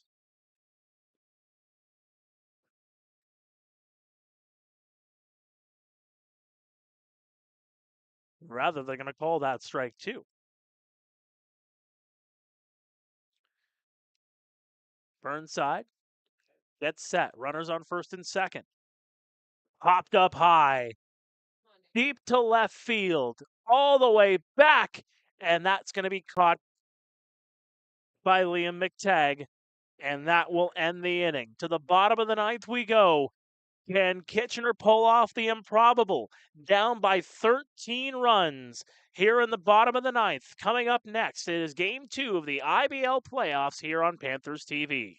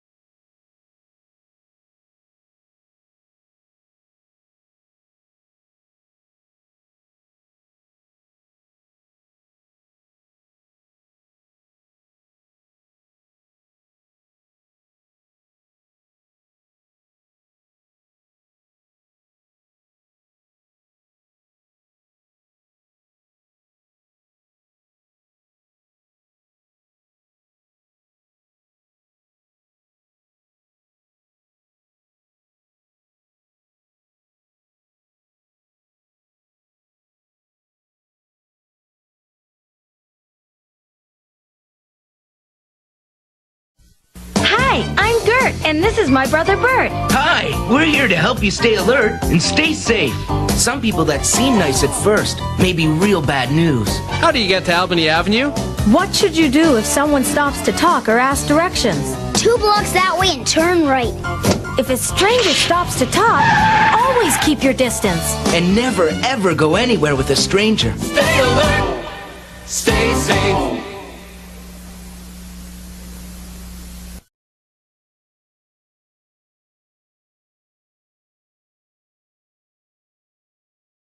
Welcome back to the IBL playoffs. This is Game 2 of the first round series between the first-seeded Welland Jackfish and the 8th-seeded Kitchener Panthers.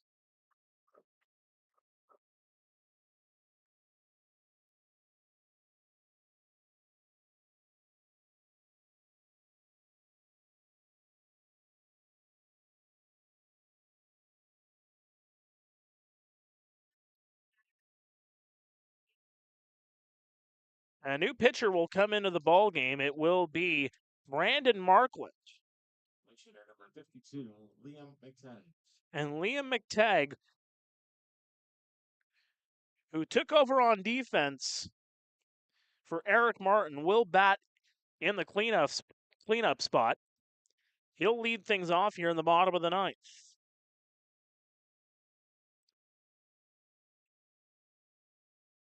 Another junior call-up. Has gotten a bit more action later on in the season. Also, my prediction of Brandon Markland starting game 3 just went out the window. Although if he only pitches an inning here and doesn't get lit up.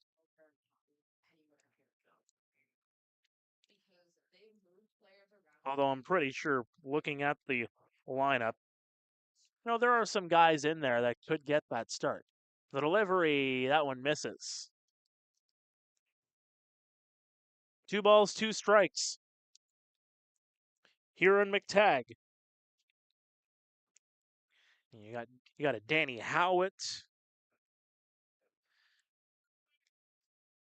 I would put my money on Saldana starting tomorrow for the Jackfish, if anything. There's a swing and a miss.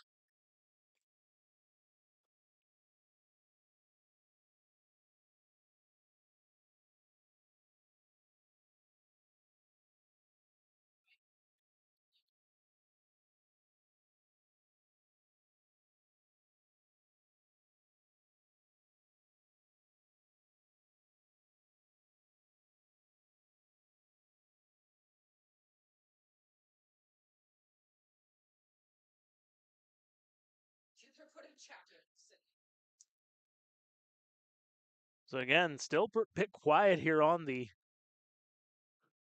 ball diamond. As more people start to file out here.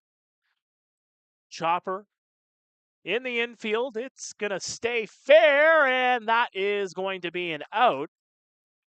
I think that was more of a let's get out of here kind of out, if anything, because McTagg went racing down the line, and it was a bang-bang play over at first base.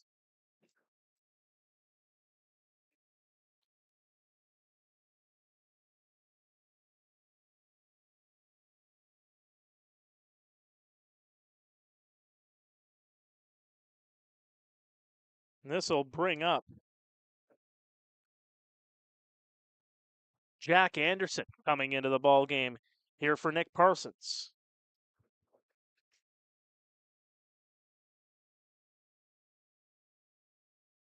So more substitutions here in Kitchener. It's been a wild one for the scorekeeper and everybody trying to keep track of who's in, who's out.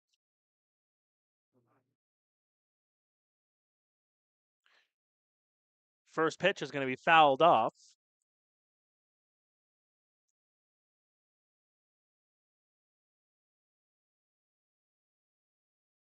So again, 6:05 first pitch at the Pond tomorrow.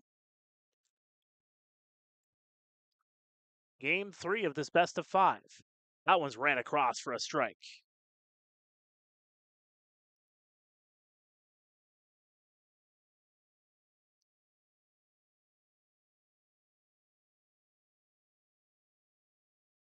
Jack Anderson, another guy who was activated shortly after the trade deadline or the transaction deadline, and he's going to strike out. Panthers down to their final out, and it's going to be Ryan Burnside. He's putting on his best Shohei Ohtani impression here tonight.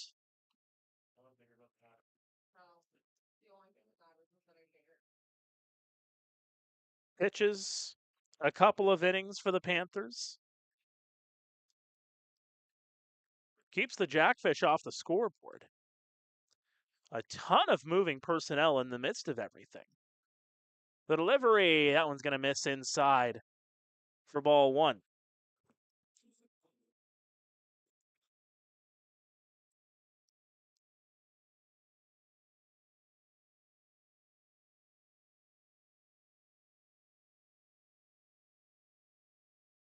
That one's going to miss outside. 2-0 here on Burnside. Again, such a great utility player to have in this lineup. You go down 13 runs, you can put them in. Keep your arms healthy that are usually pitching. And the count's now 3-0. Markland really pitching to the outside.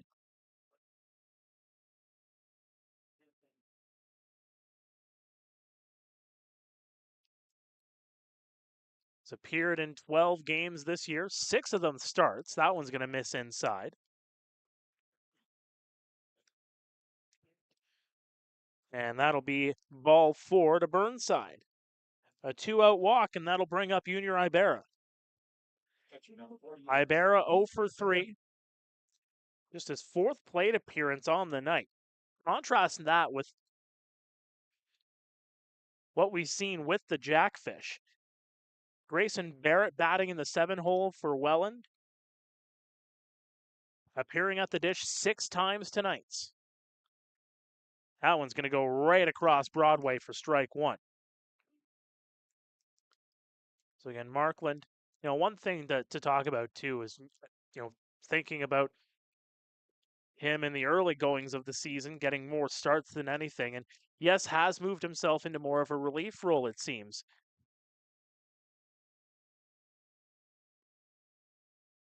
So apologies in thinking that he might start in game number 3. You might still see him in game 3, probably in the later stages of that ball game.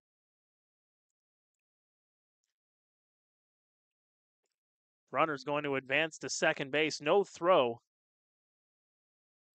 Tyson Gomb in behind the dish. He replaced Robert Mullen. So again, from left to right, Sanford, Hoope, and Hunt in the outfield. The infield stays the same, but Tyson Gomb is in behind home plate. So I think I saw Ethan Pasco in there. Grab there. Over to first. In time. And the Welland Jackfish have tied the series with authority. 14-1. The final here at Jack Couch. We will have a game 4 here in this best-of-5 series. It'll happen this coming Tuesday here in Kitchener, a 7:30 first pitch. Get your tickets now, kitchenerpanthers.com/tickets. But still more baseball to come before that. Game 3 of this series goes in Welland tomorrow, 6:05 first pitch. And no errors. And for your Kitchener Panthers, 1 run, 5 And hits, again, 3 errors. the Panthers falling behind early. For the Jackfish. An 8-1 lead Drive home safely. after the 3rd inning of play. And the Jackfish just carried that momentum with 14 runs, 19 hits. Kitchener just could not get the hit when they needed to develop any momentum. Ortega, phenomenal for the Fish here tonight. He goes 7 innings, gives up just the 1 on 5 hits. Gillespie and Markland shut the door. No hits surrendered the rest of the way in the final 2 innings. The Jackfish will go down the QE dub happy, and the Panthers go back to the drawing board. What does Game 3 have in store in 24 hours? We'll see what happens. Until then, my name is Mark Pare, saying so long from Jack Couch Park. This has been a presentation of Panthers Playoff